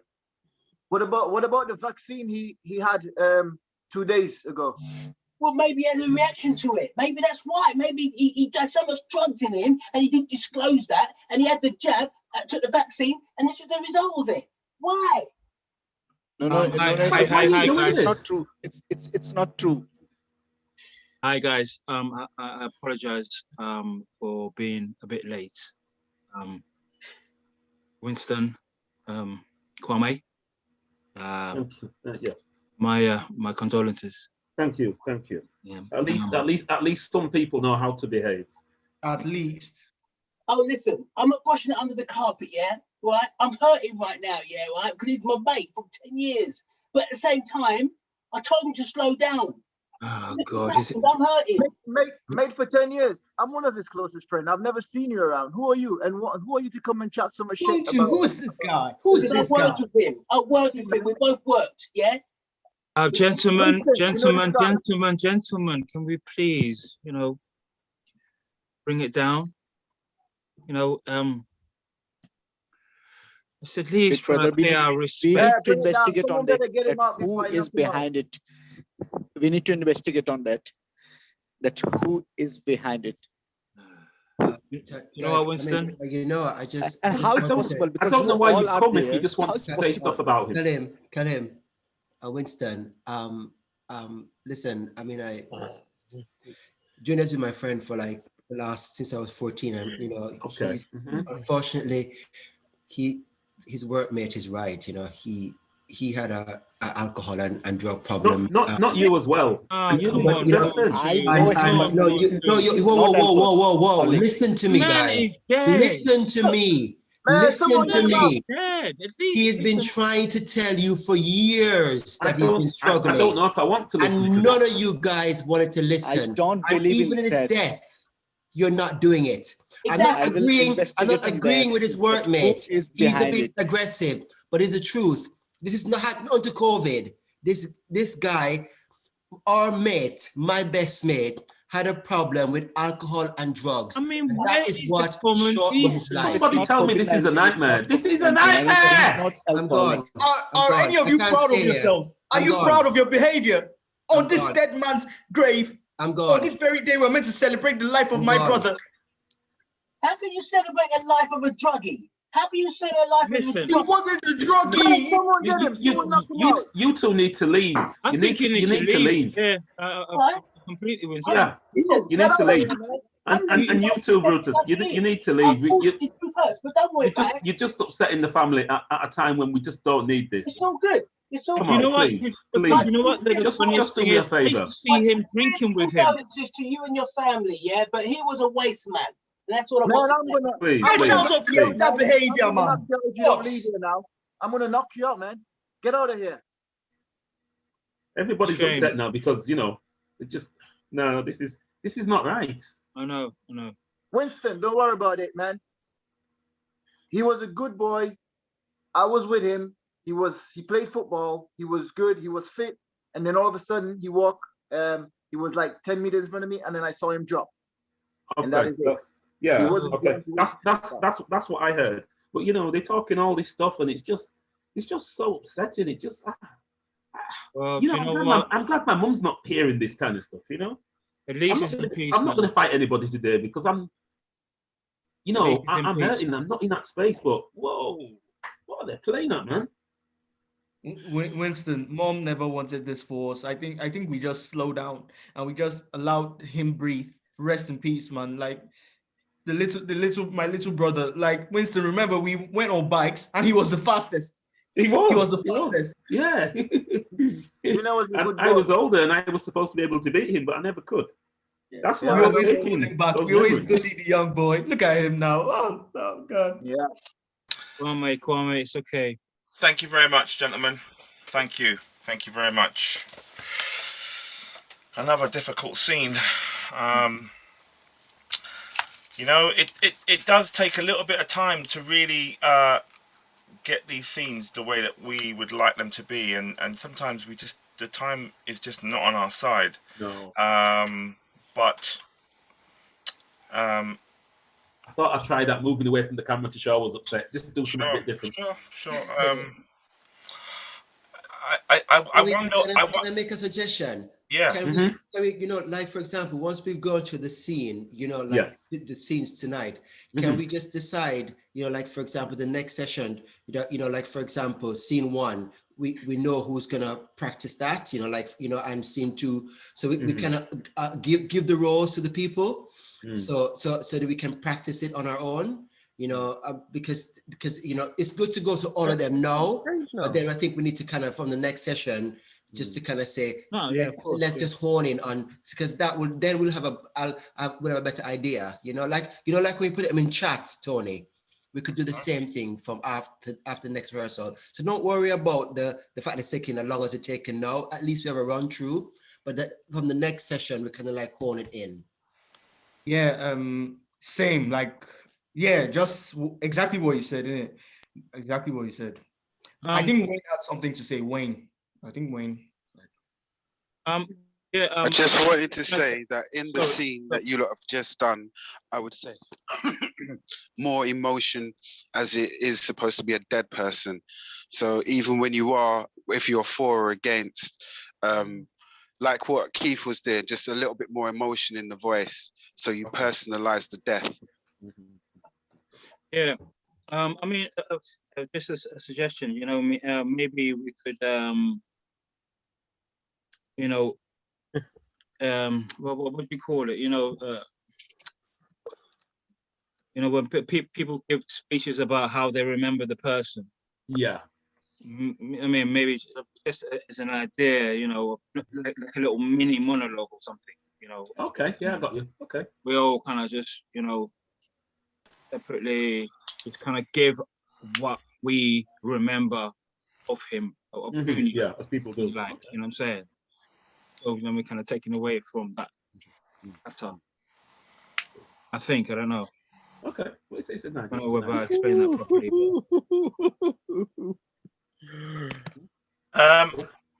I realise how, again, this is a very challenging way of working, and I do appreciate your patience, because this work can sometimes get a little bit personal because of the way that you're managing and coping with the frustration of this kind of process, and it does sort of, you know, require a sort of extra layer of resilience, so to speak, and tolerance, as well as fun and humanity and compassion.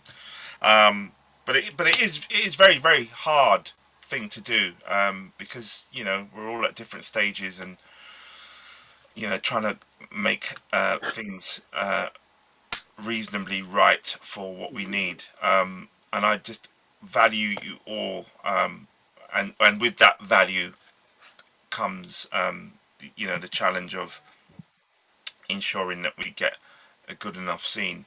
So I just wonder whether this time round we played it in a complete different way, where it was almost like there were no arguments,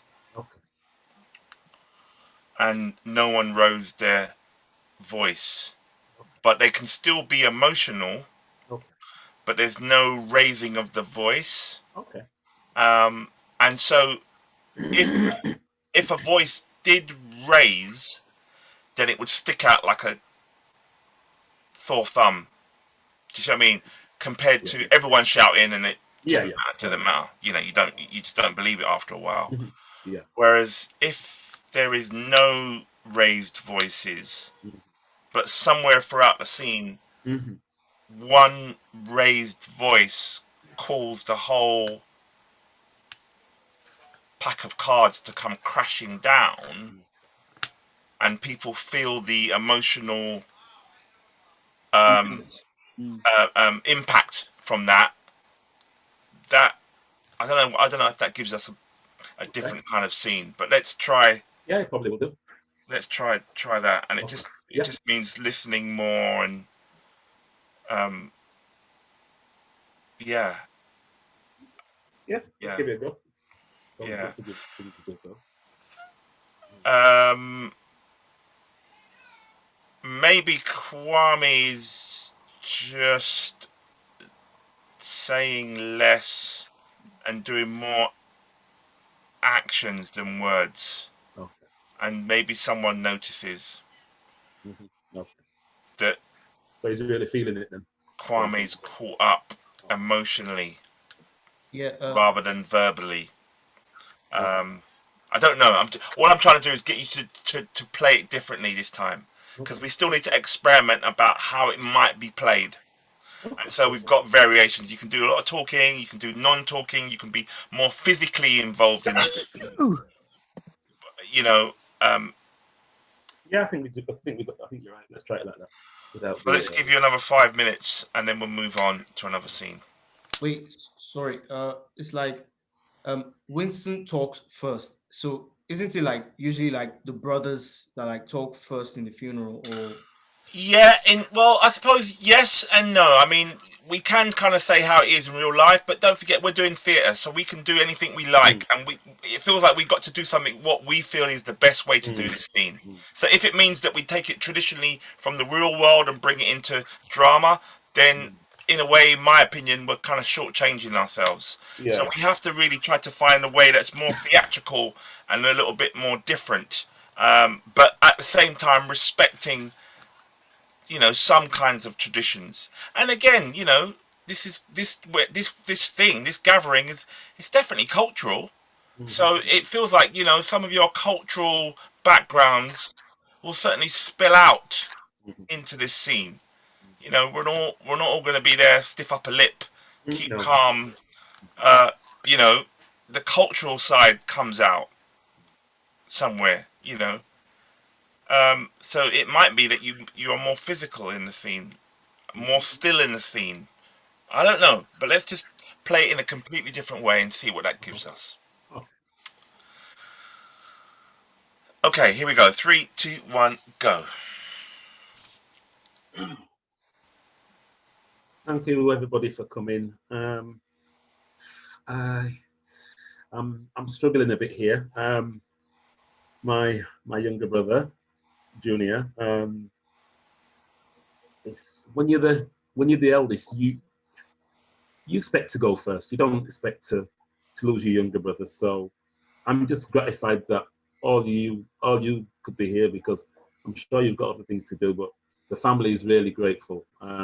I'm grateful, and I know Kwame is grateful as well. So thank you very much. Why? Why you do this? Why did you have to do this? I told you about the drinking and the drugs, man. And now look at you, man. You mess up my mind. Why? All your blasted fault. Calm down, man. Yeah, everybody's feeling it. So let's just try and keep our cool. We're all struggling now. I'm sorry, but I'm so emotional because you know what? We shouldn't be here, and it's all his fault. I told him to stop with the drinking and stop with the drugs, and look where he is. And now he's laying there. We're all feeling it. It's his own fault, man. Yeah, but he was trying, man. He was trying to not do that as much. He didn't do it as much, you know. As I say, we went playing football, you know, and he was trying to keep away from that stuff. He was walking 20 meters away from me, and then he just dropped flat. Maybe it was the vaccine. Why did he drop? Because you're saying he was playing football with you, that's fine. But when he's out drinking, alcoholics and drug takers, they hide everything. And he was someone's charged up his nose, and God knows what. Keep telling him, calm down. No. Yes, but as his friend, hey man, as I'm telling you, I was his friend. He was really trying not to be so much on the drinking thing. He didn't even go out last night. He didn't even go out last night. He didn't even go. It was. That's the image he showed you. When I was out with him, right after work till 8 at night, 9 o'clock, bam, bam, shot. So whatever he was showing you was not what I was seeing. From what you're telling me, you were probably part of the problem then, because you were out drinking with him. So hang on a minute. You want to blame me now? Listen, he's a big ass man. I told him several times. Stop. You know what they say? If the cap fits, wear it. So you were out there. Watson, mate. Come on, Watson. You know full well that Junior was taking drugs and he was drinking a lot and he was struggling. How many times he come and borrow money from you to take drugs, and you know it. And then his big brother, you did nothing about it. So I don't know what you're trying to pretend as if you don't know what's going on. Listen, we know why Junior died. I didn't come here. I'm not going to entertain that. You know, my Junior, I will always love and respect you. And well, it don't sound like it, but I'm not going down that. Hello, guys. Hello. Hypocrites. Hi. Yeah, exactly. Winston, I just want to apologize for turning up late. I just want to send my condolences. Okay. It's a tragedy for anyone. Yeah. Well, for you know, how you're showing the respect that some of his so-called friends are not showing. But you Really, know, I'm not the so-called friend. you know me. I used to be a little bit street, but I'm not going there today. So I know. Okay, these no, guys, they don't want to get on the wrong side. Yeah. And who's this Brush it gentleman? under the carpet. I don't know what that's what you do. Apparently, he's a but we work keep friend. it real, yes. And he Excuse me, sir. Excuse me, sir. Please, can we show some respect? Show some restraint, please. And where's Kwame? Thank you. I'm not going there Where's Kwame? today. You know, Kwame? the family's hurting. Where's Kwame? I heard something about needles, injections, and COVID and stuff like that. That's probably what killed him as well. He probably jabbed some injections. Are you okay, Kwame? Oh, there he is, Kwame. Hey, how you doing, brother? Kwame, man. Abner, thank you for the support. Man. How you doing, brother? It was just a short while. He was the fastest on the bike. Once do you remember? We tried to. Abner, I do. I couldn't beat him.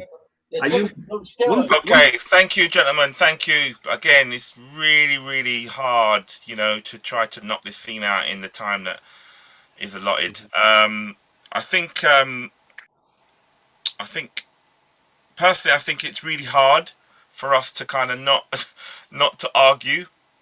I think it's hard for us not to kind of raise our voice.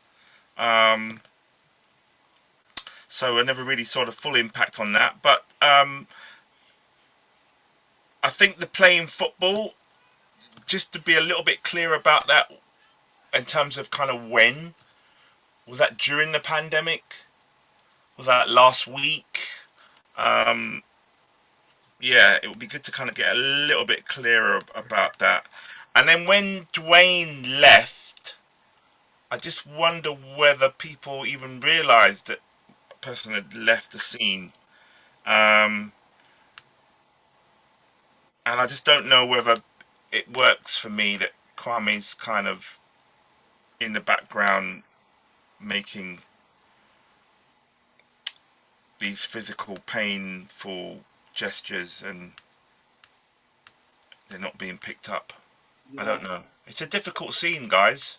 I don't have the answers, but what I do know is it is going to require a lot more time to get closer to what we want it to be. I tried to throw in the COVID about the vaccination because I didn't hear that coming from anyone. So I thought let me just throw that in there because we. Yeah. I mean, you know, the scene in one way. Yeah, I mean, it's like, you know, you got a pair of scales and you load the scene up with lots and lots and lots and lots of issues. It just gets so overloaded that nothing really counts. Yeah, maybe. Sorry. Yeah, when you overload a scene with different issues and different topics, it doesn't kind of value and count for anything. So I'm not saying these things are not important. I'm just saying when there's a lot of them loaded up on a scale, then it feels to me that we just don't value them enough to give them their credibility. And it's a very extremely difficult thing to do in a short space of time as well. Extremely difficult. What I'm asking you to do, you know. All of the things that you're talking about are so important. But it just, yeah. Sorry, can I make a suggestion? Yeah. Can we sort of try to, obviously, you know, I mean, to kind of just to kind of make it cleaner and crisper. Just, I don't know how this is going to work, but you know, of lending it to just a couple of lines each. You know what I mean? You know, just sort of trying to make it random, but you know, rather than just kind of over talking over each other. Just, you know, like for example. Winston could be the running the run through, you know, all the way through, and then we just chip in with a little, I mean, here and there. I mean, like, I got you. I'm like, yeah, do you know what? Yeah, I remember when I used to do this with him, and and you know what I mean. So that way, we all have our little piece in there, but you know, then it makes it more conversational. And yes, we can still have, you know, in the disagreements within it. Yeah. So, you know what I mean? I think it just make it just a little bit more cleaner. Yeah, I agree with that. Yeah, makes sense. Okay, let's try that. 3, 2, 1, action. Oh, hi, hi everyone. I'm glad you could join me today. I'm feeling a little bit emotional. You all know me. I'm Winston Jr.'s eldest brother. I'm just glad you could all be here today because as a big brother, I'm not supposed to bury my little brother, and I'll be honest, I'm struggling, but I'm doing my best. And as the head of the family now, I just have to step up. So yeah, thank you. Sorry. Why, man? Why? Why did you bring us all today? I told you. Calm down with all the drugs and everything, and you won't be laying in that box as you are now, and us all grieving, man. Whoa, whoa, whoa, whoa! What's up? Where's this come from? I'm sorry, I'm just emotional because I told him, yeah, like, we used to go out and drink and drugs and everything, but he'd had too much. I said, calm down, and now look where he is. It's his own blasted fault, man. He wouldn't listen.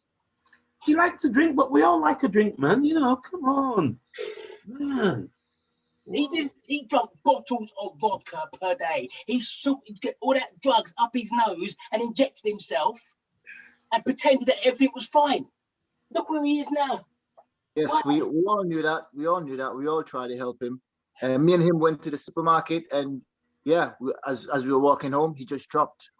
Yeah, so maybe it was from the vaccine a couple of days ago. Yeah, well, that's the last thing I heard. No, Martin and David. Come on, guys. You know, you have to give our boy a little bit of respect. We all know that he was drinking and taking drugs. And what about his stay in rehab? What about his mental health admission? Are we talking about that?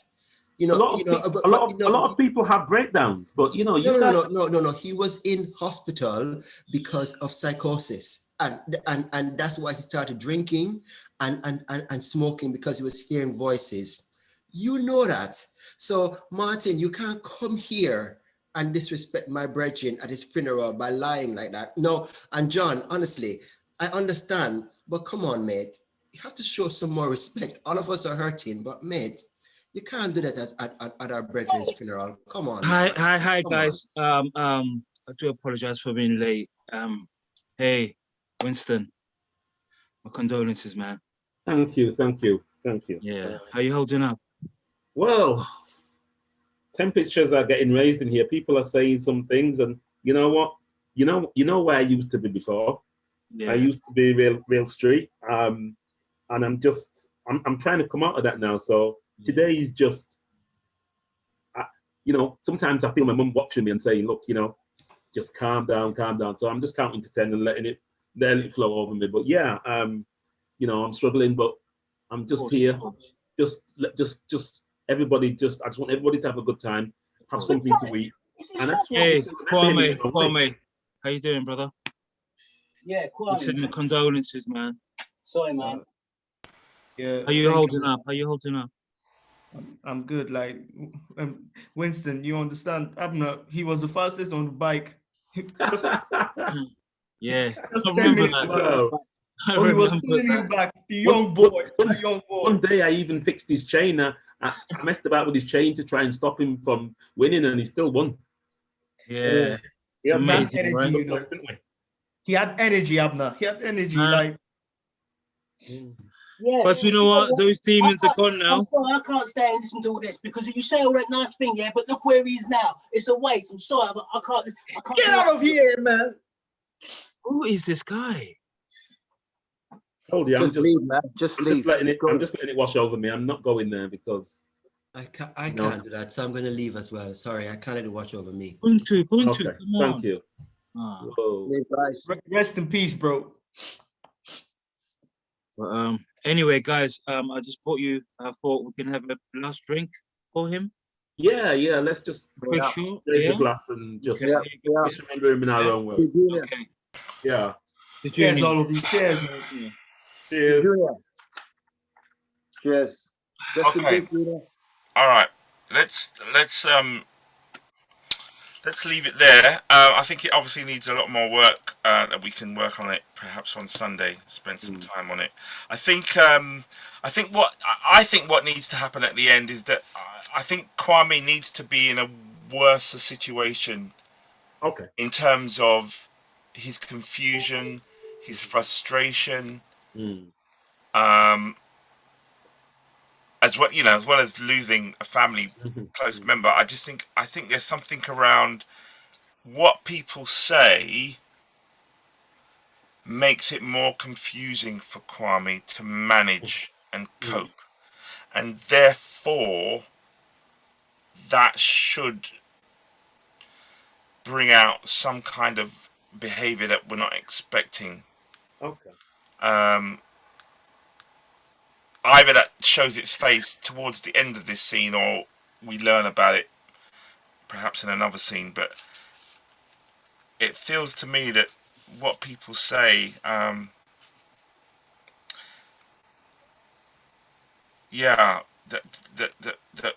has an impact on Kwame, and I think, I mean, it's difficult. It is difficult because, these things can be said in a real meaningful way, that isn't over the top, but the way that it impacts on Kwame, people are feeling it for him more because of the way it's impacted on him. Whereas you, the others, you've already expressed yourself in the scene. So, yeah, I don't know. My mind's a little bit blurry about how that might be. But it feels to me that, yeah, what people say about the way that he died, and the disrespect, and the loyalty and the family and the secrets and the lies, that just turns Kwame that gives him more trauma. That's all I can simply put it, and I just don't know how to represent that at this stage. But that's what I feel needs to happen.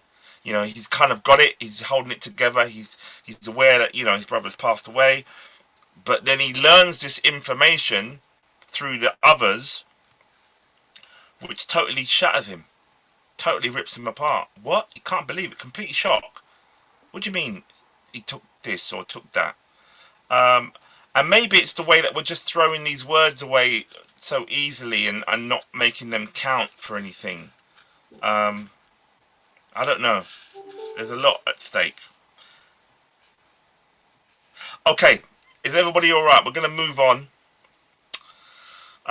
What's next?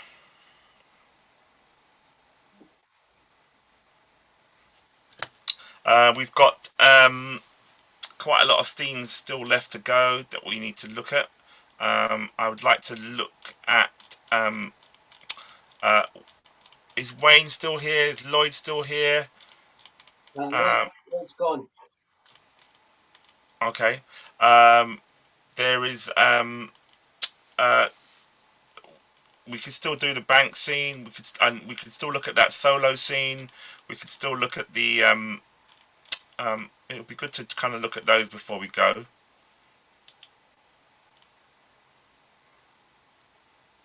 Yeah? Can we do that? Okay.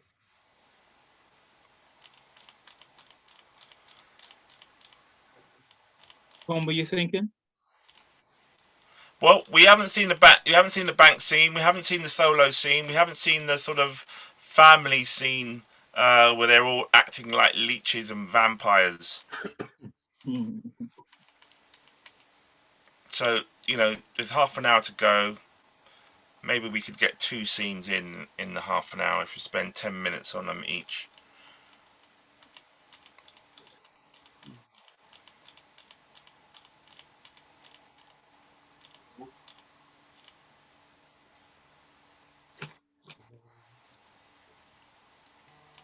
So this is the bank scene. Is this the one obviously when he goes in and he then yeah.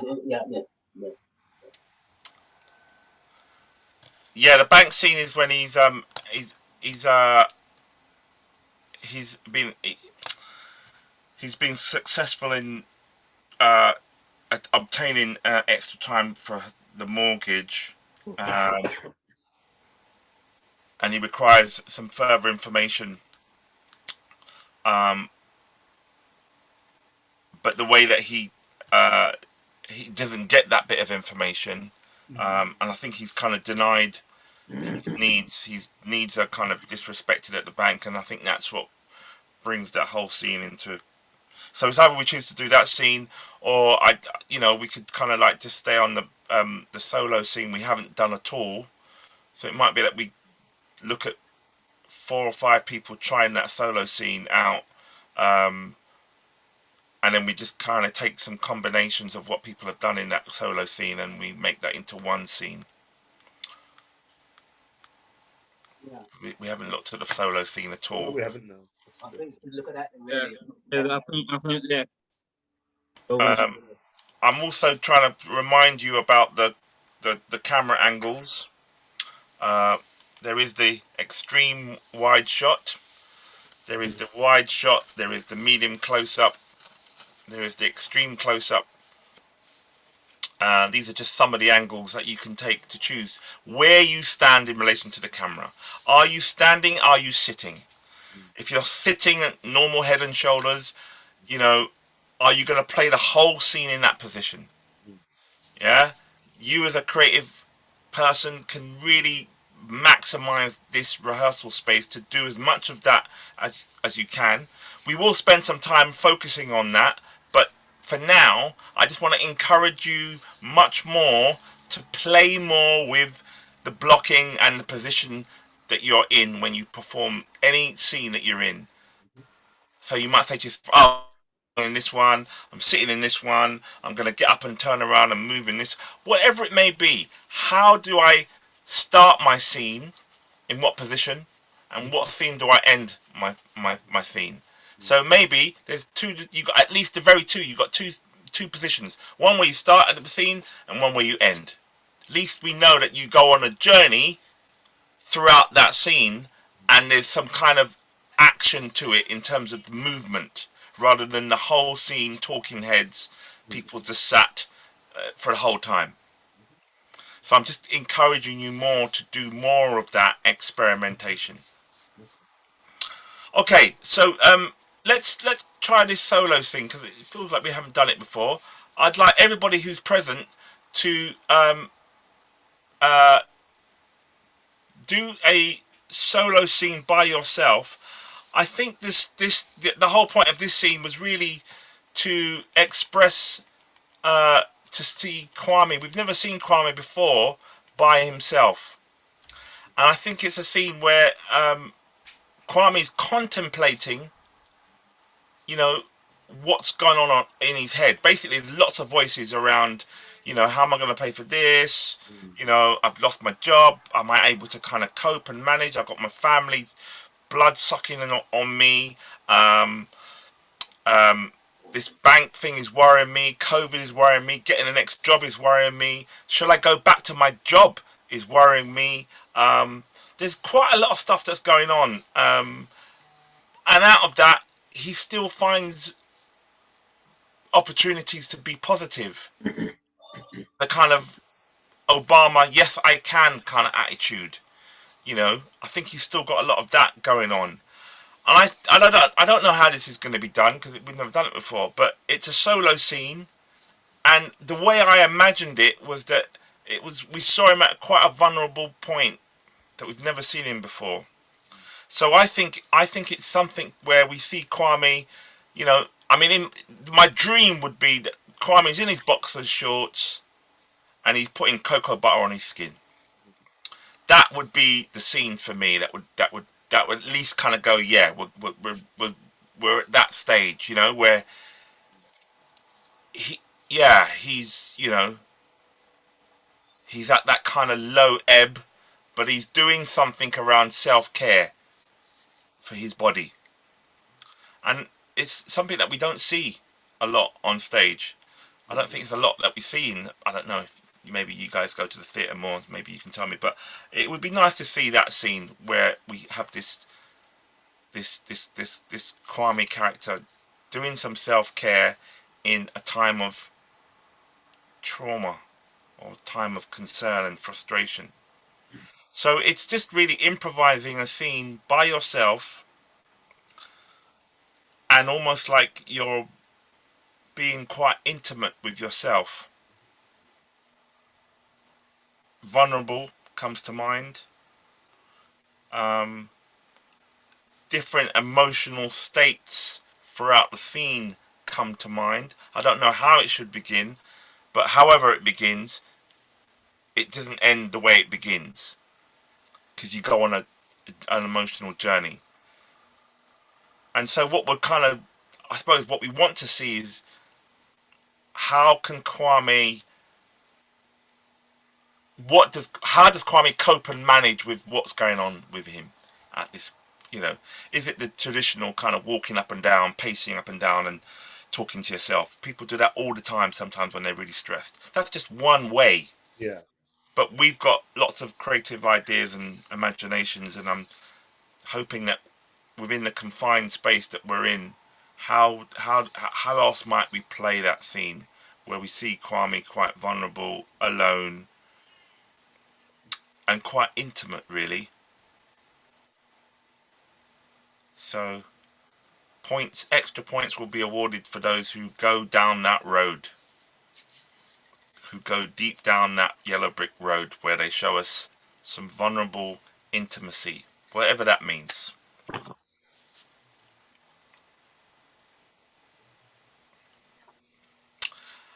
And maybe how we do this is, if you've got an idea for a scene, you just turn your camera on and we just watch. We just watch what that person does, and then, we give them some love and support afterwards. So it's a solo scene. If you're not on, turn your camera off if you're not on, and we just watch. And whoever steps up, we just watch what they do in that minute. It's only about a minute, I think. But within that minute, we learn a little bit, or we try to interpret what's going on. Maybe there's dialogue, maybe there ain't no dialogue. Maybe there's just bits of sounds that we hear that are just not audible, that are very abstract. I don't know. But essentially, we're showing Kwame at his lowest ebb, in a moment of, real vulnerability.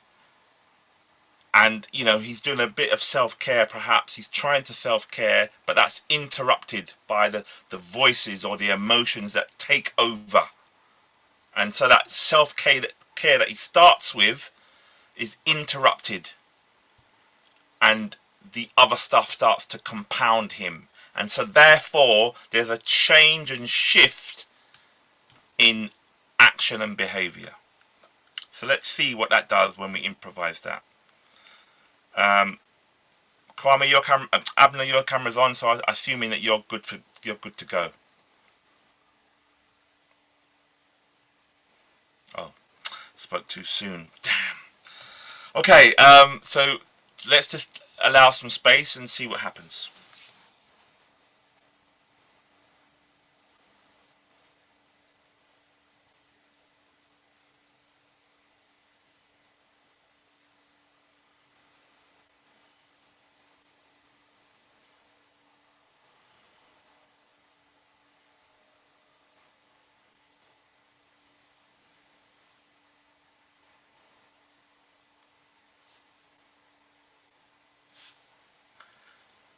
Abner, if you can turn your camera off, that would be great. Thank you.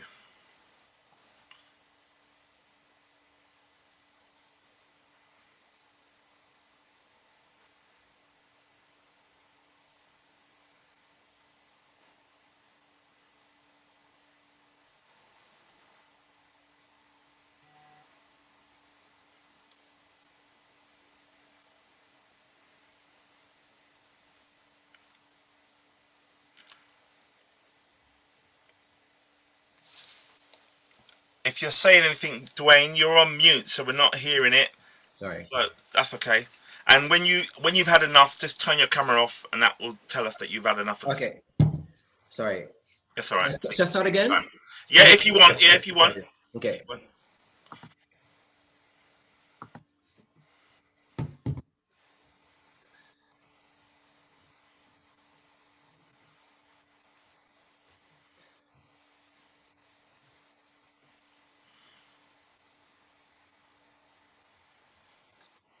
Hey, I'm gonna put you on speakerphone, all right?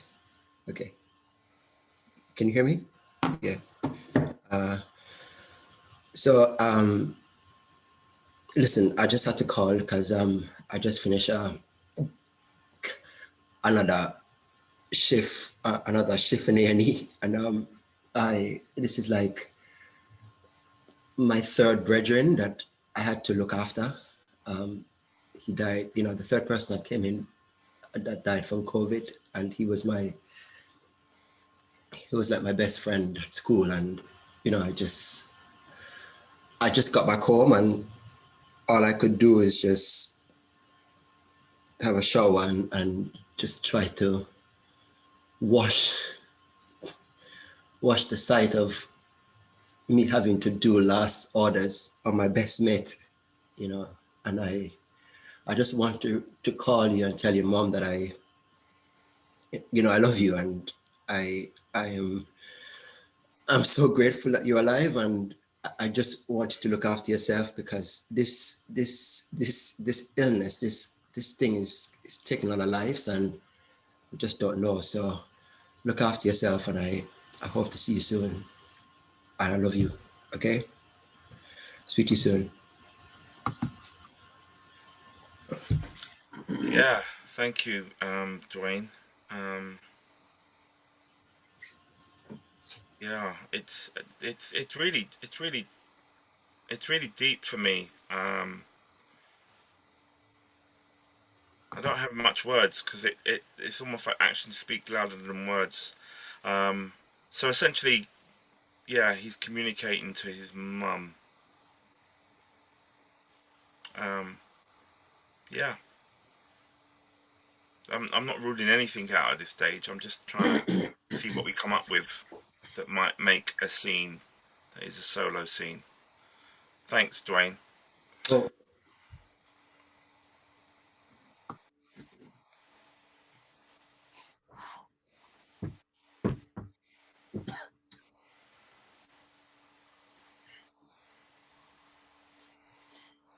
Is the floor open? Oh. Yeah, you're good to go. Okay.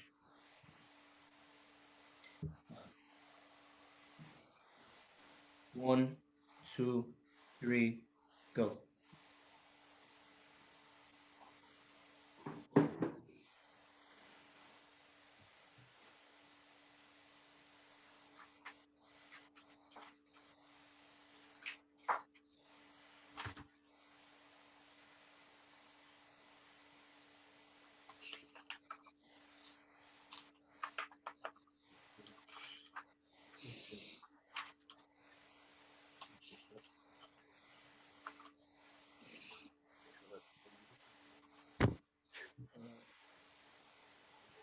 Hi.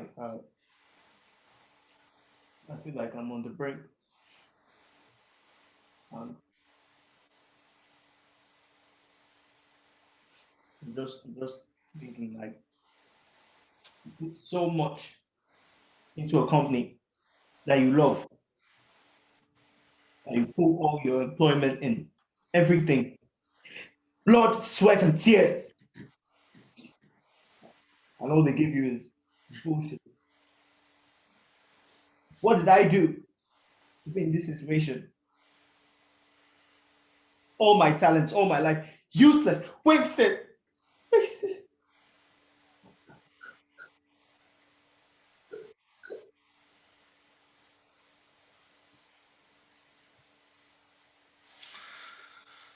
Yeah, thank you.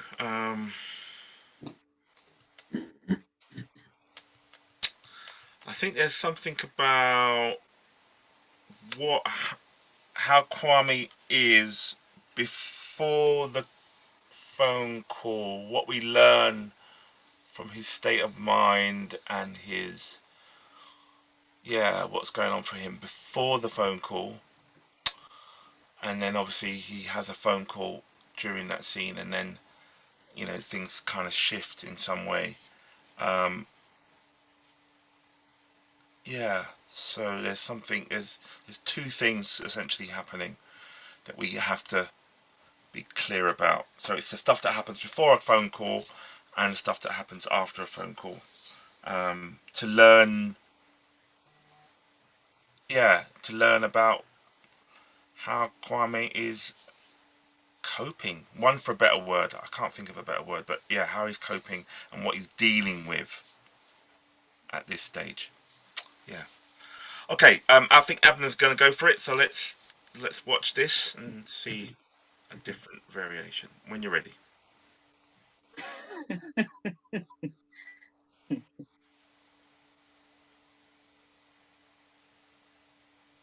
Run out of cocoa butter.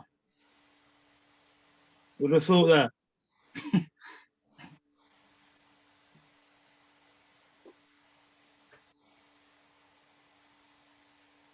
Quit my job.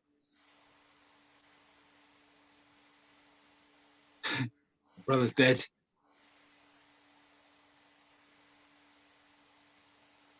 My fiance, soon to be wife, already gone.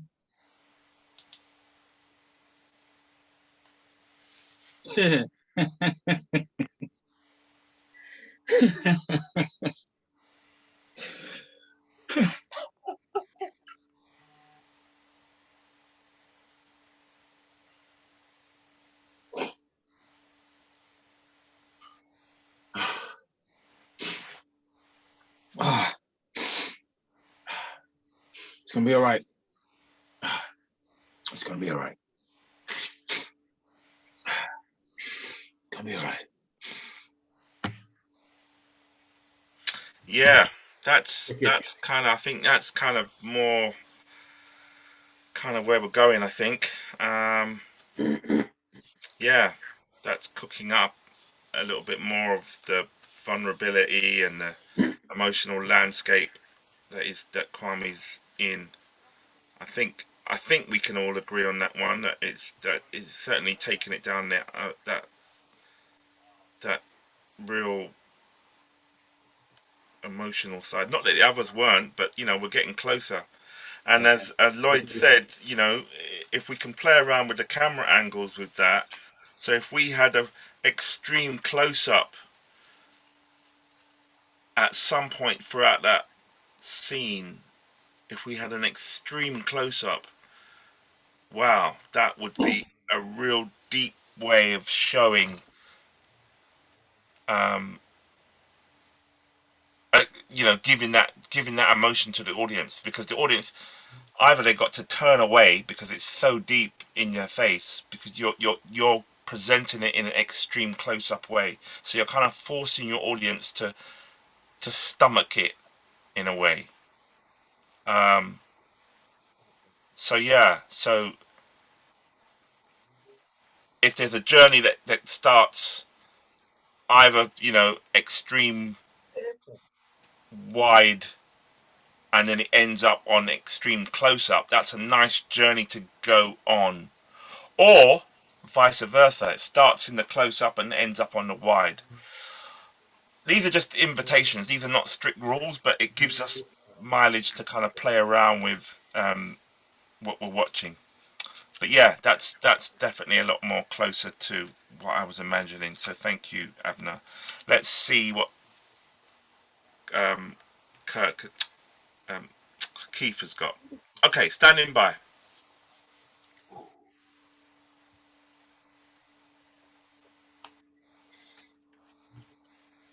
We used to do this together.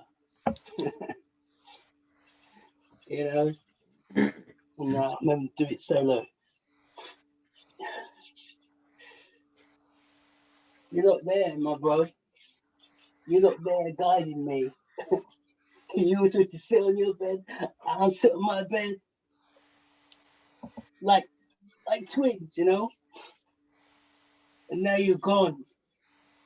What am I to do? I've lost my job. You're not here. I'm confused. They tell me you're taking the drugs. No, drugs. We're so opposite.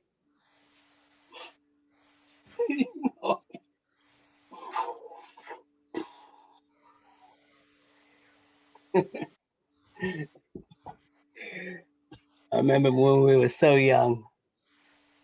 And look at us two, inseparable. Why are you here, man? Why are you not with me? Why? Where have you gone? Brother.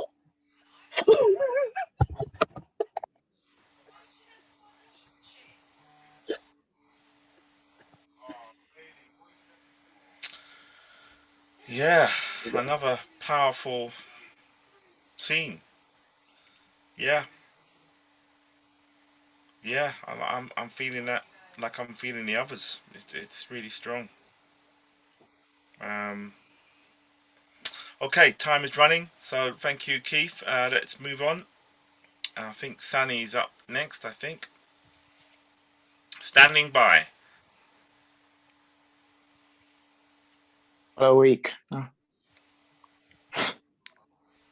I feel like more has happened in this week than has happened in my entire life.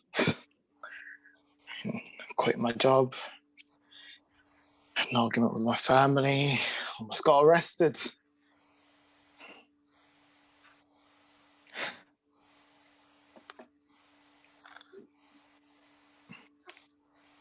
I'm just sitting here now wondering, am I doing the right thing? I mean, just so many people relying on me to provide for them in some way that, I don't know, I feel lesser now that I'm not in a position. I mean, I quit my job on a whim.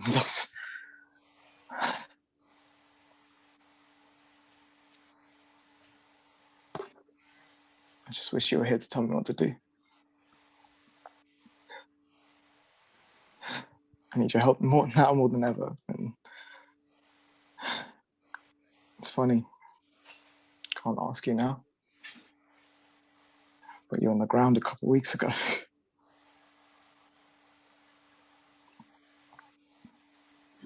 It's just all caving in. It's all, I feel like I can't escape it. It's all around me. I don't know. Just could really use your help right now.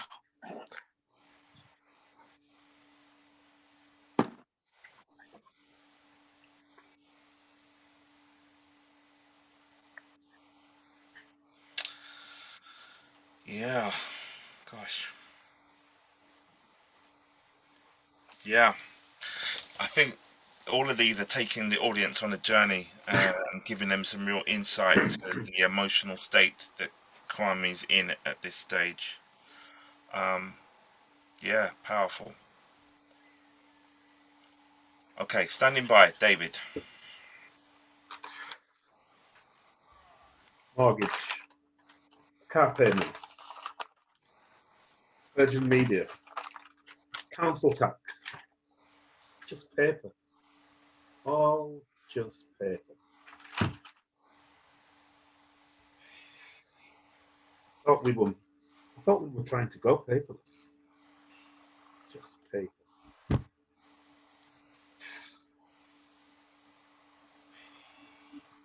Look, it's only black people that use cocoa butter. We don't see white people using it.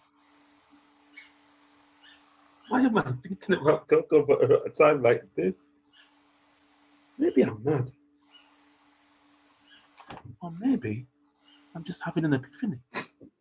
Maybe it's everybody else that's mad.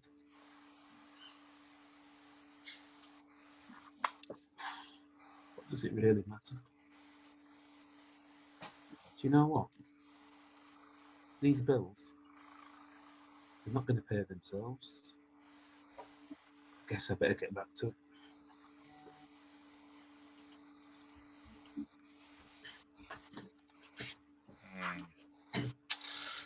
Wow. Yeah.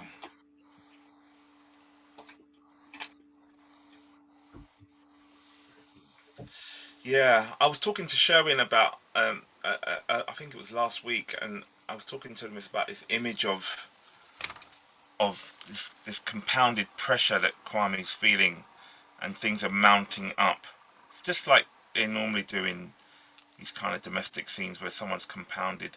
And we were both taught, because we're both old enough, you guys are too young to remember, but there was this game toy thing back in the day called Buckaroo, and it was a little horse, and you had to try to carefully load up the horse with the water bottle and then the saddle and this and that. Yeah, I'm old enough to remember that.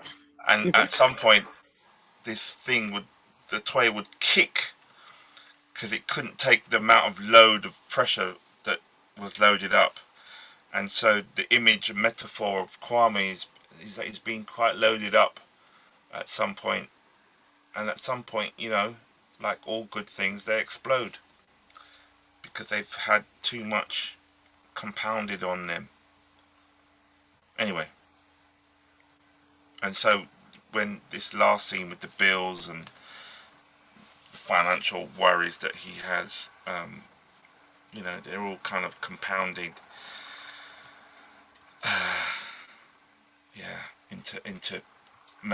into helping building that pressure, which explodes. I don't think there's any more, is there? I think that's it. So unless there's no more, I think we'll call it a night there. So let's just come back on and do a proper kind of sharing about tonight.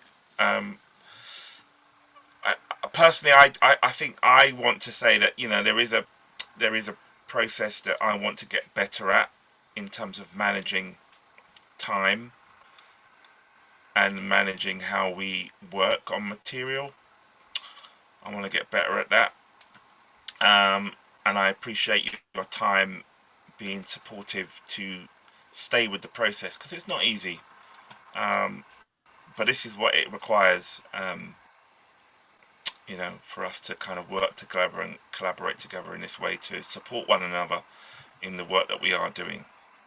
And it isn't easy. And I just want to say that I value all of you and your time for staying with the process, because it can be very emotional, it can be very draining, and it can be very frustrating, and you know. But I just want to say thank you for holding it together. Who'd like to say something about tonight? I don't mind going first. I thought that all of them were good, but this last one where everybody brought their own interpretation to the table, some really, really powerful ones. Particularly my man right there. So Brutus, I think you were the first, and it was just, you set the bar. It was just it just had a level that everybody else had to follow. So well done, man. That was wicked. But I think when it's something like that, and then everybody's doing it, everybody brings something different to the party anyhow, and it's great. And in general, I think even the hard to work scenes, we stuck at it. So yeah, I'm proud of everybody.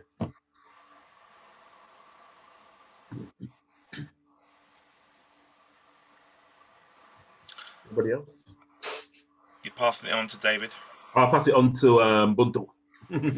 But you know, guys, honestly, I just keep on saying over and over again, this session just saving my life. You know, as a black man who struggled with suicide and all them stuff, just coming in this group every week and just, yeah, enough respect, guys, and thank you so much.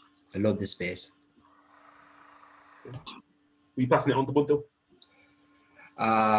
My bro Lloyd. Hey guys, yeah, it was really good. You know, this week was the only week that I didn't participate in it because of my internet connection.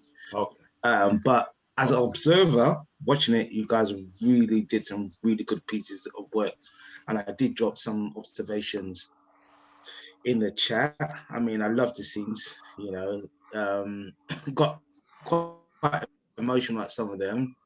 I think, you know, the part of the wake needs a little bit working. Keep it short and sweet if you can. But apart from that, excellent, really. I'm gonna pass mine over to Brother Keith. Thank you, Lloyd. Thank you. I'm got different screens on at the moment. That's why I can't see what you're writing so far back. But thank you. If I've missed any pointers in there, apologies. Yeah, do you know what? I've set aside Mondays evening, regardless of whatever I'm doing. I'm in space, I'm in Mars, I'm Jupiter. Apart from my grandchildren, I'm here because it means a lot to me to be around some amazing people. And this will be I think my third Kwame. And I know some people are apprehensive at the moment that it's going to be their first. But it will be, it's always amazing on the night, you know, and that's why I'm here, because we're piecing things together. But on the night, for whatever reason, it's like Terminator 3. Or Terminator 3, when the man, you chop his arm off, but he gels back together again. I don't know what. So on the night, everything will just gel together, and we all smash it. Yeah. I have no qualms about that. Qualms. So anyway, on that note, you guys have been amazing, fantastic. Keep it up. See you on Sunday. And Dan the man is you. Thank you, John. It's been great. You know, I don't know. This group always finds a new way to inspire me. You know, like it's ridiculous the stuff that I see coming out of your creative brains. It's wonderful to see, and it just keeps getting better and better. And yeah, it's just, I don't know, it's just going to be really good. I don't know what to say. And I'm going to pass it on to Big Abner. Thank you, bro. No, not trying to hop up, but I agree with everyone's what everyone has said, man. Yeah, I think arguably, you know, I mean, creatively and stuff like that, you know, some of the work that we've done today has probably been most challenging. And I feel, you know, that was needed and that was necessary because, you know, from here on we can build from that. And the fact that, you know, we kind of held our own anyway, regardless, you know, shows that, you know, there's some awesome work ahead that's going to come out of this experience. So yeah, thank you, man. Thank you to all of you. And I want to pass it on to Kalim. Thank you. Yeah, the last part, the solo scene, it's make me a little bit emotional because it's very strong appeal from everyone, and especially the last part when David did it. So I saw it in his eyes. Yeah, it's very, very, very deep.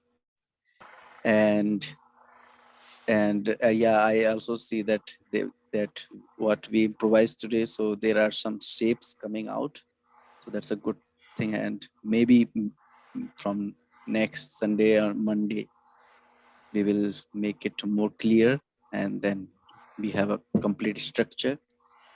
Yeah, so today's session, the ending is so emotional. So yeah, so thank you all of you making this day so good for me. Thank you. I'll pass it to Martin. Yeah, hey guys. Yeah, I just want to say, when I came into this the first time, I really didn't know what to expect, and I really didn't know a lot. And this is my third session with you guys, and for some reason I feel like, you know, I know you guys through your acting and your inspiration, and yeah, and for me, like Mondays, as Keith was saying, yeah, I really do. I didn't expect to be looking forward to coming and being here and spending this 3 hours, you know, like with you guys, and to be honest, the time goes so quick, you know, because there's so much going on, so much happening. At the last scene, the build up, the emotion, yeah, man, it was amazing. And yeah, and I just look forward to see this whole project come together. Whether I'm playing a role or not, you know, I just know it's gonna be amazing, man. So yeah, guys, I really appreciate each and every one of you, and thanks for having me here, man. And yeah, just showing the love to everyone. Yeah, thanks. So Tony, Mr. C saying? Sorry. What's Mr. C saying? Tony. Yeah, I'm saying I just want to say thank you for your time. You know, it was extremely hard work tonight, staying with things and working on things. You know, and that kind of way of needing to be together in this space to support one another. That takes energy. It takes an emotional energy, and I just want to say thank you for that. And I also want to say that, you know, I think personally, I think we've taken this group to a deeper level way of working, and that's really encouraging and rich. And yeah, I just know that there is more to come, that I know that you are able and wanting to share. So I just want to say thank you and honor that. Yeah, that's pretty much it for me. Tom, anything you want to share? Thank you for letting us use the webinar kind of style today. No, not at all. I was just going to say thanks for having me again. While you've been dealing with all the sort of creative and emotional stuff, I've been looking at how this might come across to an audience in Zoom webinar, just from a really like boring technical point of view. So I was watching the scene that you were doing in the office, and I've got an iPad sat next to me that's sort of watching this as the audience see it. And I had you on speaker view when you were doing the office scene, and that sort of fast jump cut that you get with a speaker view worked really well in that environment, but it didn't work well in the wake scene. No. So I think when you've got, like with the wake scene you were doing, you've got a lot of stuff that is happening on screen that isn't vocal. Yeah. So we need to see an assembly of people rather than individuals coming up at any one time. So just, you know, things like that have allowed me to, like, in letting me see the work that you're doing, it makes my job as the sort of you know, figuring out how we're going to do this technically much easier when it comes to the performance. So thank you again for having me. It's been great. Yeah, cheers, Tom. So just a couple of things. I don't want to overload anybody, but there was a couple of things that were in the WhatsApp channel. Did we put some stuff in the WhatsApp channel about? I put the scenes in there. Yeah, all of the scenes are in there. So that we've got well, the scenes. Yeah, all of the scenes are in there. Yeah. So Sunday, for those of you who can make it, I would welcome as many of you that can make it. Time is it again on Sunday? 3 till 6. If I mean, it might be worthwhile. You know, us on Sunday, or at least by Monday, dealing with casting. Yeah. We can either deal with it on Sunday. Yes. And if not Sunday, then it's dealt with on Monday. What it just means is that the way it works best when we deal with the casting is that everyone is present, so that we can all have a contribution on who we feel might be the best person. Not might be, but who we feel, from your opinion, is the best person to play the dad, who's the best person to play the boss, who's the best person to play this. Do you know what I mean? It's that kind of conversation. And we can have that conversation on Sunday, or at the very latest, be on Monday. But ideally Sunday, so that we can kind of hit the ground running. Certainly after the halfway mark on Sunday, we can kind of be a little bit clearer, and certainly from Monday we can hit the ground running a lot more. And those of us who are not there, you know, will just fill in those other roles for people to have. But it would be good to kind of get up to that speed and be present on Sunday to talk about casting. Yeah. Cool. So, please look after yourselves. Do something that brings you joy. Yeah, do look after yourselves. Stay safe. Keep creative. Keep doing what you're doing, and see you all on Sunday at 3 o'clock for those of you who can make it. Stay safe, fellas. And everyone have a good week. So, Bye, guys. Ciao. Okay. Ciao.